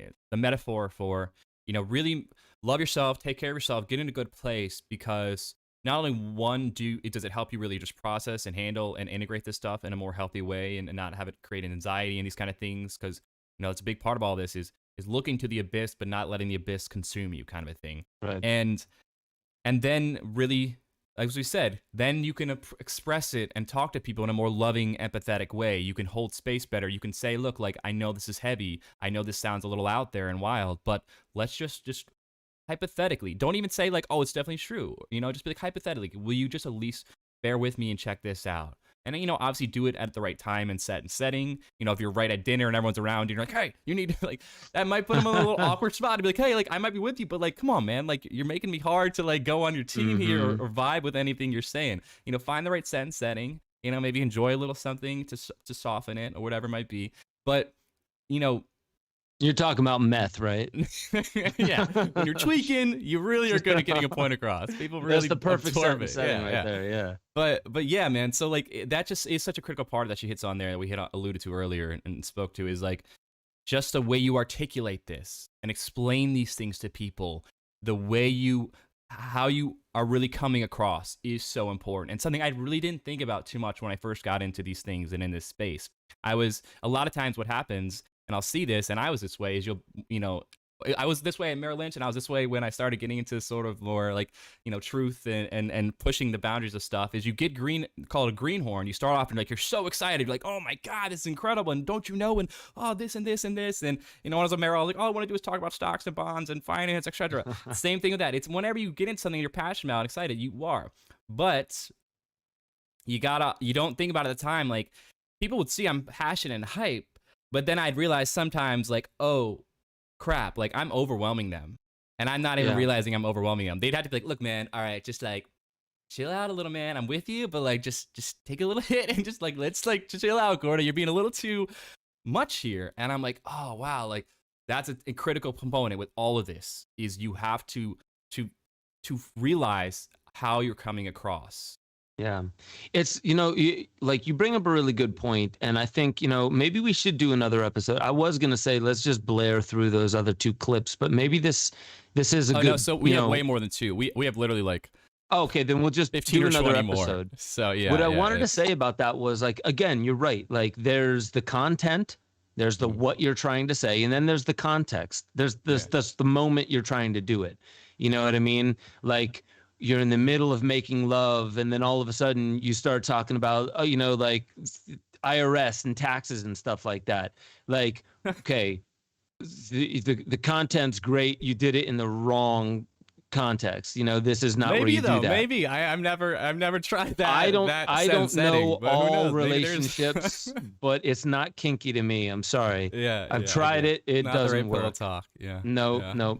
So another thing that I'm saying is like, I've often said that, I look at the greater epiphenomena of conspiracy, and I love breaking this down, because here's the thing: I still gladly wear that badge.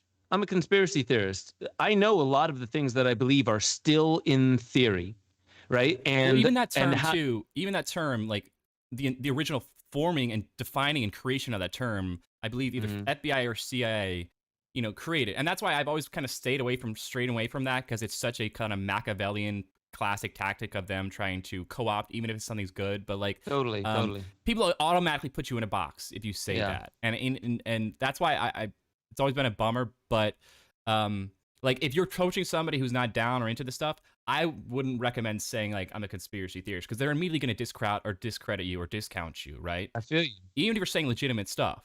No, I feel you. And here's the one thing that like I've come to understand about me specifically over the years. And that's since I've started to make these films.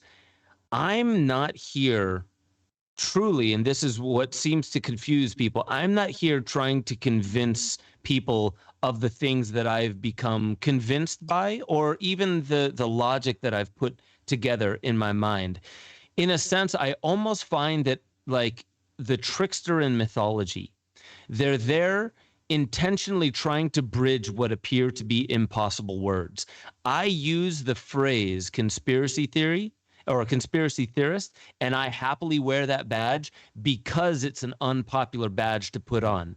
Not because, like, I get the origin of it, and I get nowadays everything like Fox News is conspiracy theory if you're CNN, like right. Everything about it. But and so for me, are you being contrarian just to be contrarian, kind of like a Kanye West moment here?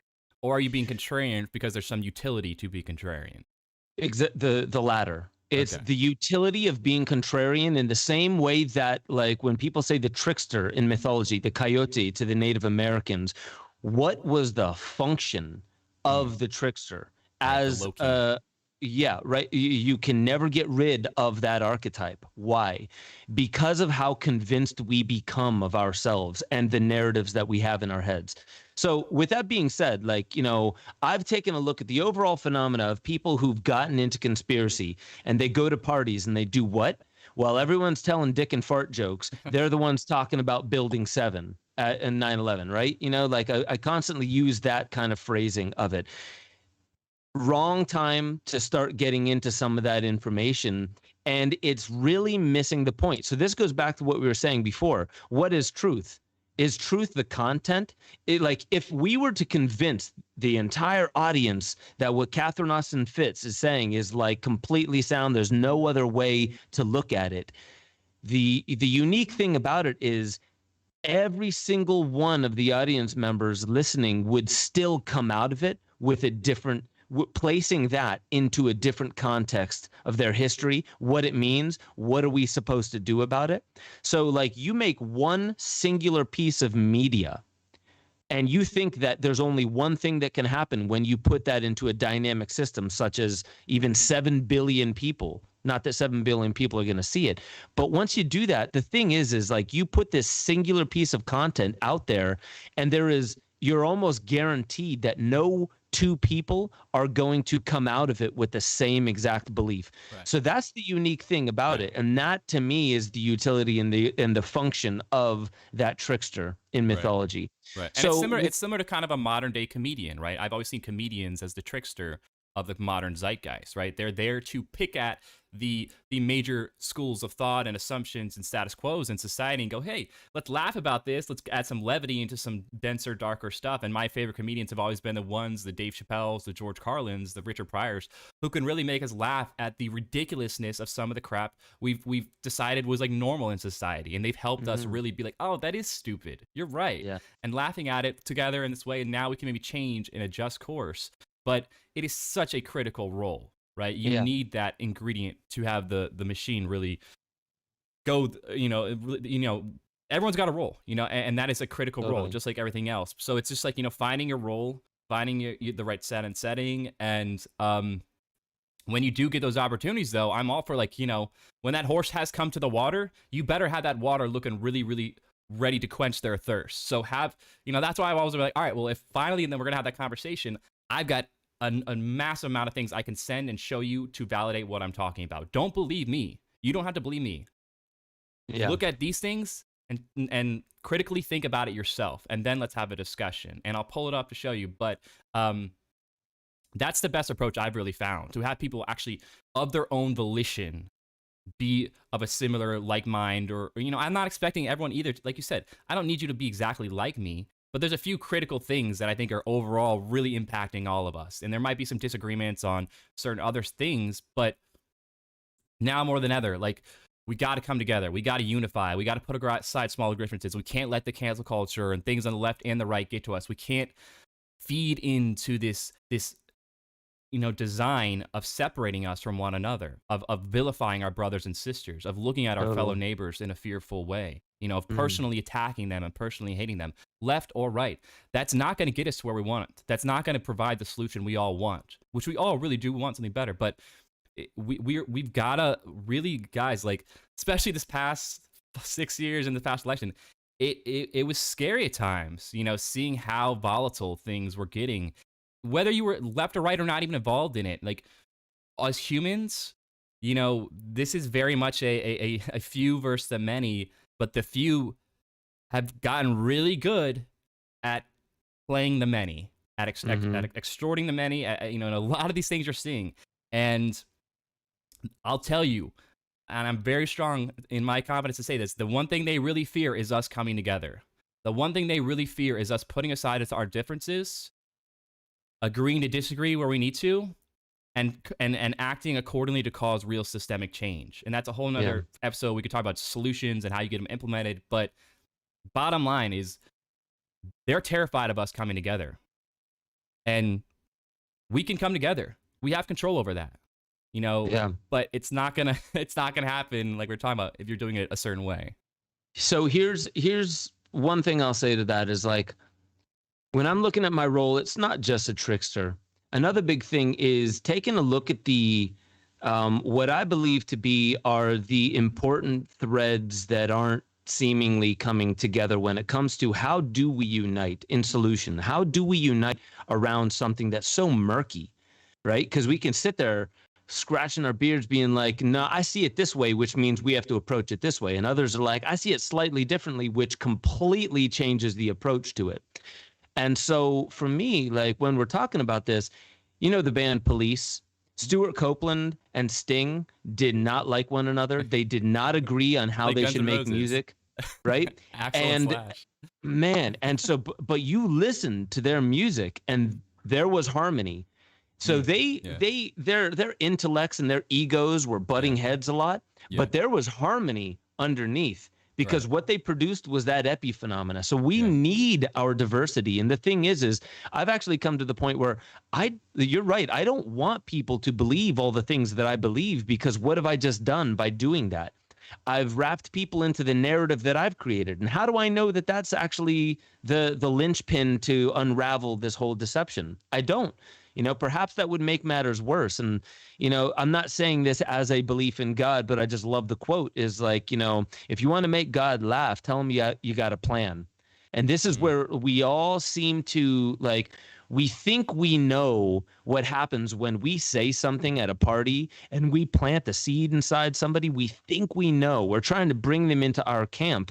And we don't realize that when you put one new piece of information into a dynamic system, we have very little clue how it's actually going to develop. We could be harming. 1,000 different perspectives are going to perceive it differently. Because so the harmony. Yeah. Right. So what I'm saying is, like, but there's no denying when there's harmony underneath. Right. There's no denying. There's no denying a hug. There's no denying saying, I love you, brother. That's heart-based, conversation, so and really you're totally right. And when we're talking about we need to come together and there needs to be harmony, what does that look like, and how do we know it's actually working? Because when we say they are terrified of us banding together, waking up, there's all these things that we say, but like the real terror in my mind is like, we can wake up all we want, but if we're not organized, nothing's going to get done. If we're not actually ready to engage, nothing's going to get done. So I believe there is a grassroots, it's bottom up form of organization that is undeniable, and it doesn't come from one person. It's not a top down thing. It's not going to be a Charles Eisenstein talking about gift economy or talking about Ubuntu and contributionism. That's going to be like, everyone's like, and this is just my personal opinion, where everyone's going to be like, okay, let's just do that, and it works out like gangbusters and the whole world changes. I really feel like all those are calling signs saying like, we're getting closer. We're getting closer, and the nuts and bolts are there. We're getting closer, but it's going to be this epiphenomena that takes over, and it is an organization that is below, I wouldn't call it subconscious or collective conscious, but it's something that's going, like, we are organized. We don't have to try to become organized. That's scheming. That's planning. There is an organization of harmony and real unconditional love towards the masses, even the people we love to call sheeple, the muggles, the normies, whatever you want to call them. There's an underlying harmony to which all of us, when we strip away all of the stuff that we joke about and all of the clothes that we wear and the ways that we love othering each other, when we strip away all of that, we really do it starts coming in plain view that, you know what, we already know what unites us. Yeah. But the impetus has not arrived in our hearts yet to drive us into, this is why I was put on earth. This is what I need to do. And it takes courage. It takes courage to be vulnerable around people you don't know. You know, and I know as a man growing up, I always kind of viewed it the opposite. You know, vulnerability is kind of a liability. It allows you to be exploited, sort of dog eat dog. And then as I got older, I'm like, no, like the best moments, the best experiences with friends and girlfriends in my life, you know, just in general, or when I really was vulnerable, when I really put myself out there. I had these incredibly rich experiences because of it. But it's uncomfortable. It takes you getting over some fear of, you know, are they going to judge me? Are they going to look at me as weird? And, you know, like when I started becoming sort of the alien guy in my group, people like now they love it and they come to me. But at first I was like, like this is going to be a little bit weird to like say I'm into this or go out on a limb. But, you know, I think the people who are ready, who we talked about when they've really had their house in order, part of that is you're ready to be vulnerable. You're ready to be vulnerable on people, you know, you don't know. And that's maybe more of a next harder step, maybe to start with close friends and family who you're more comfortable with. But that's what we're talking about. You know, that's real courage. And it's going to take a lot of people being collectively vulnerable and saying, like, look, like you said, I might not know everything, but, you know, I'm willing to put myself out there with some of these things. And here's the thing that's even harder. When you are vulnerable and somebody does do exactly what you're most afraid of, like, okay, like, you know, dial four times if you're in a cult, buddy, and I'll come save you. Like, I had that happen once on like a Facebook message. I sent something a little out there, and like the guy, a friend was like, literally thought I was in a cult now. I was like, no, like, oh, wow, this is, but like, even when the worst response does occur, you still have to be like, okay, it's all good. You know, what did I learn from that? How do I take it constructively? And how do I not like personally get mad now at that person and be resentful of them? And how do I continue to still continue to be vulnerable, even when I'm, you know, literally, you know, getting like a slap in the face, egoically speaking, or physically? It's well, yeah, no, and it's totally true. And the thing is I think this is where it really comes down to most people. They're not going to feel comfortable unless the concept of change that they're hoping for starts happening in the world a way that they can recognize as fitting their concept. And so good change could be happening in the world right now. And most people who are not ready to see that are just going to be like, something's up. We're in for it. Look, we're doomed. We're doomed.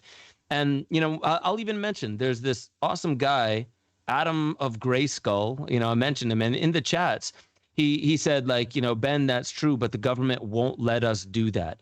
And I totally understand the sentiment, but I actually fundamentally disagree, because the nuance of what I'm talking about does not require what the government will or will not let us do. And I also agree.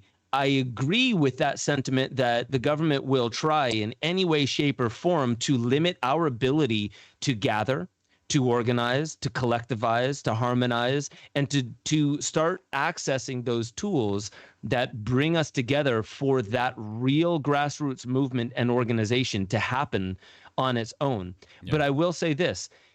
I don't believe, I think that every challenge is there to show you when you think, oh man, all hope is lost. All hope is lost. And then all of a sudden you're like, oh, I didn't need all of those components and avenues that they set out for me to arrive at what I know is going to be here to save us.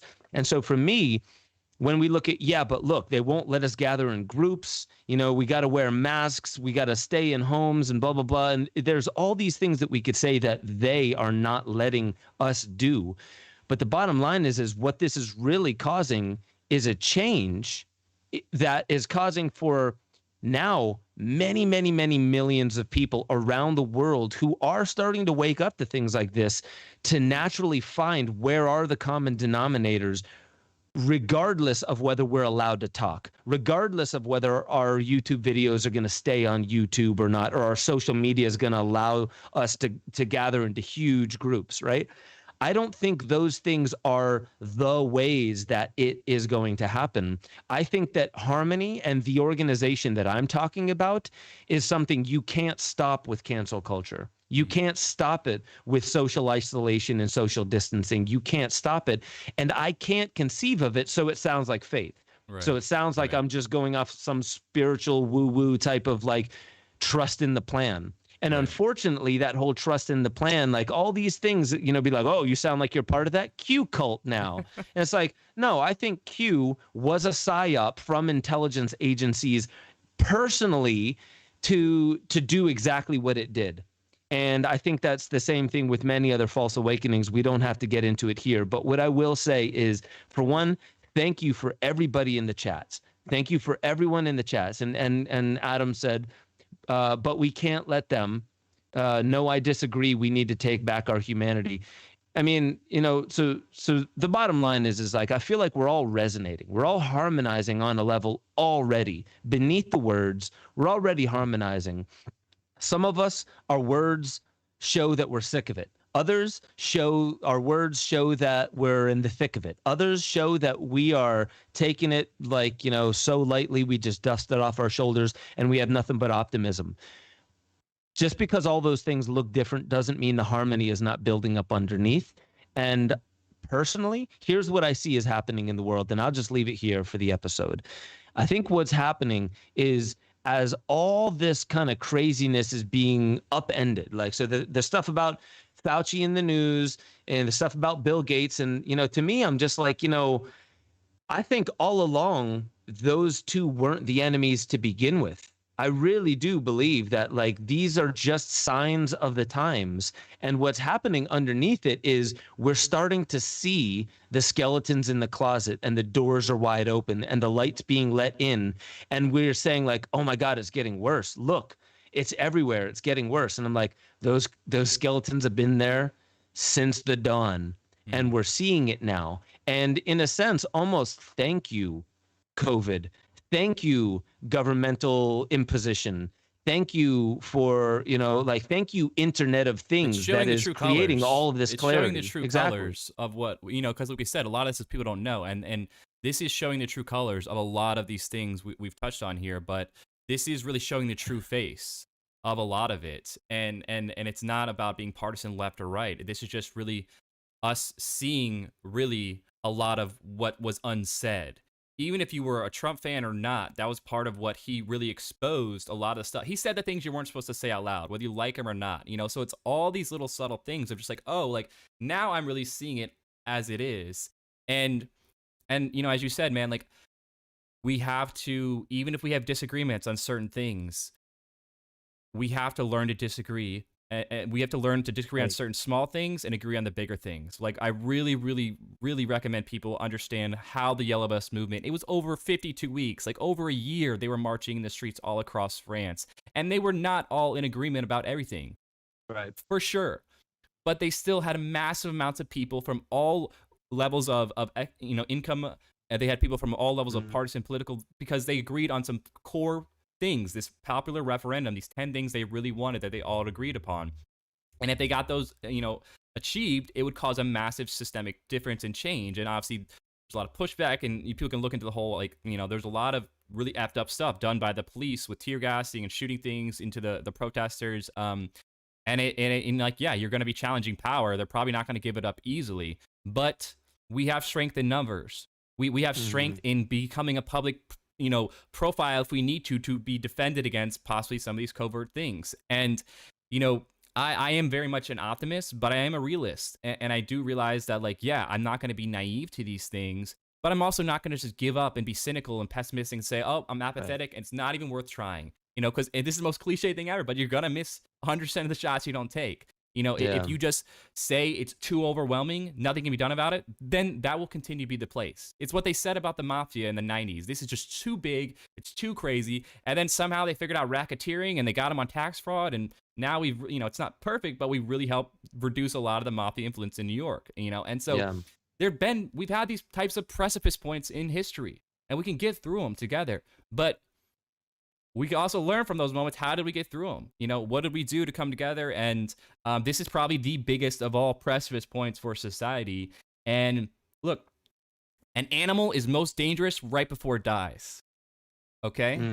And if we see these people really starting to be threatened because they're getting exposed more and more because of the internet and all these things, this is when they're going to be the most dangerous. This is when they're going to be, flailing the most. This is their swan song at times. But at the same time, I'm not going to sit and say naive. Like, maybe, you could argue they're more powerful than ever and all these things.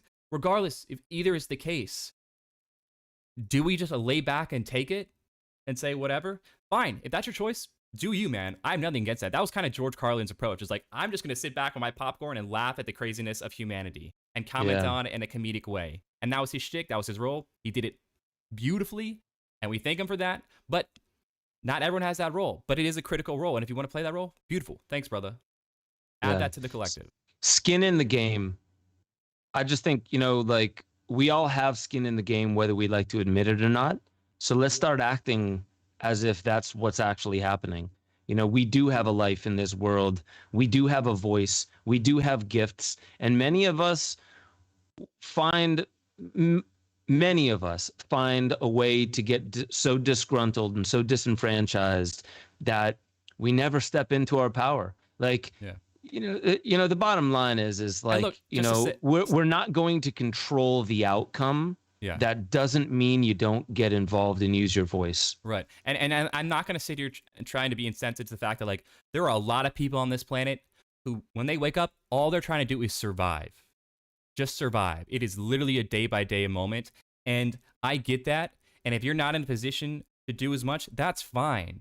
But there are a lot of people where they don't even have the luxury to research these things. They don't even have the luxury to do some of the things we think would be, that's an easy thing to do. Because literally their life is so, unfortunately, hit by the reality of, I've got to pay rent, I've got to survive, I've got bills to pay, and I don't even have the luxury of maybe getting more in the game. But even if it's just a simple little friendly conversation that opens up somebody's mind at a fun little, barbecue with friends and family, that's a beautiful thing that's helping the collective. You are serving a role. It's not about my role's more important than your role, and I have more of an impact than you, so I matter more.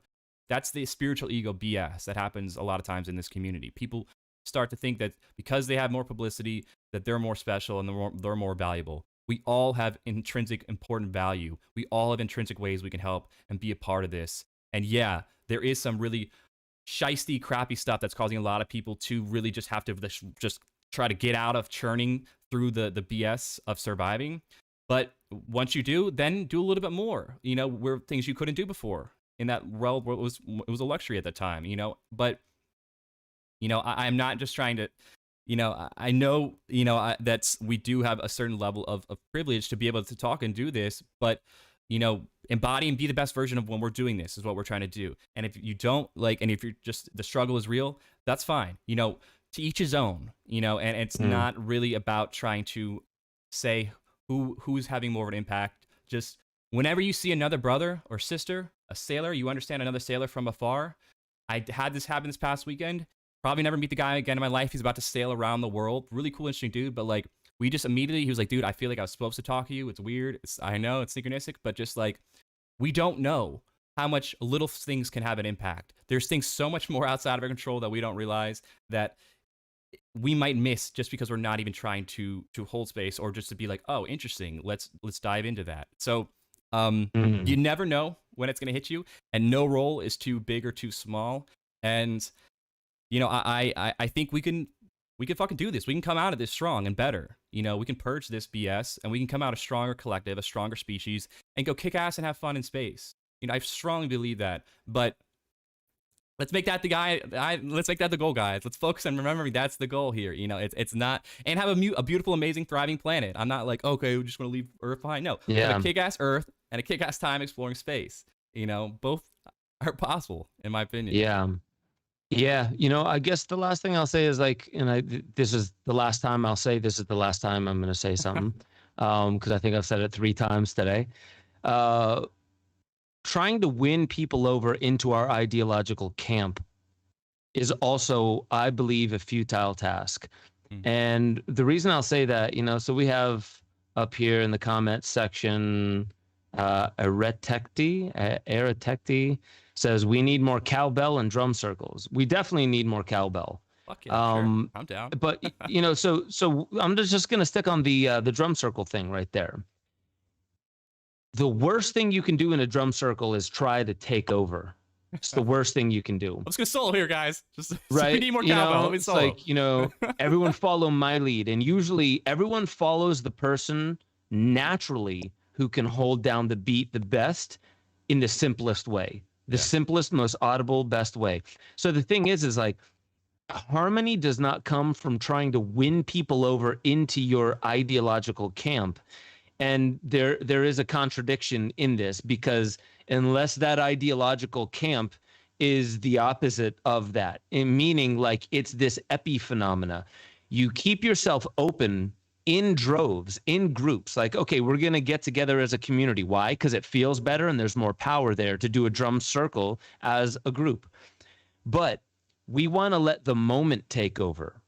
Not a single person, not an individual. We want to let the moment take over in the same way that the Grateful Dead said, and then the music played the band, right? Nobody here is going to be the lead singer or the icon or the soloist that's just there, wanking off, right? There is going to be no second coming like one of us saves everybody else. It's an epiphenomena. And so whenever you hear about the Christ, the second coming of Christ, the ones who I resonate the most with in that is the idea that Christ is a sense of awakened consciousness that can happen in all of us. Interesting, yeah. And when it happens, right, so it's a form of harmony. It's the same thing to me. So that's all I'll say is, in the debates that we get into, in the chat rooms and stuff like that, in the comment sections, if we can see the difference between trying to win people over into our ideological camps next to the push to have those conversations with people, but the underlying force, the gravitational force is, I seek harmony. So it doesn't matter what you believe. The music will play the band. And that is the music that will usher in the thing that we're all waiting for anyway. But it's not going to happen until we acknowledge there's something sublingual. It's beneath language. It's beneath our ideologies and our concepts that we already resonate with. We already harmonize with. That's what we should be seeking. And I think that's where I'll leave it, finally, this time around. Well said, brother. Any last words? No, I love this. I love talking about this stuff. It's definitely one of my passions. I think we got a lot more we could touch on with Katherine next episode. I know we're in the works of getting some awesome guests in this field. So if we do get one by next week, we'll have the guests. But if not, then we'll we'll just do, continue expanding on this, the financial side of this, because there are some critical things in these other clips that I think I know stuck out for me and people would resonate with. So, perfect. Much love for everyone checking this out and be involved and watching. Just in and of that self is a big step, and I commend you. So.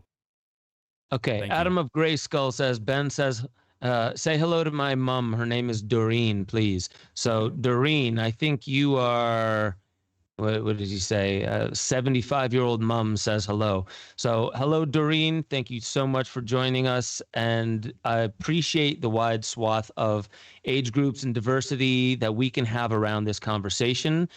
My God, I love you all. Honestly, I think that this just needs to keep moving in this direction. So I want to thank you, everybody in the chat. I want to thank you, Gordo. I really appreciate how you kind of breaking it down for the audience week after week, these past few weeks with this disclosure series that we have going on. So with that being said, few housekeeping things. Keep checking out Waking Infinity News. We're going to step into a different format here very soon. I will have the deeper dive up soon. I know I haven't done the deeper dive this week. My schedule has been crazy. I have some big films in the works. We'll get into that later.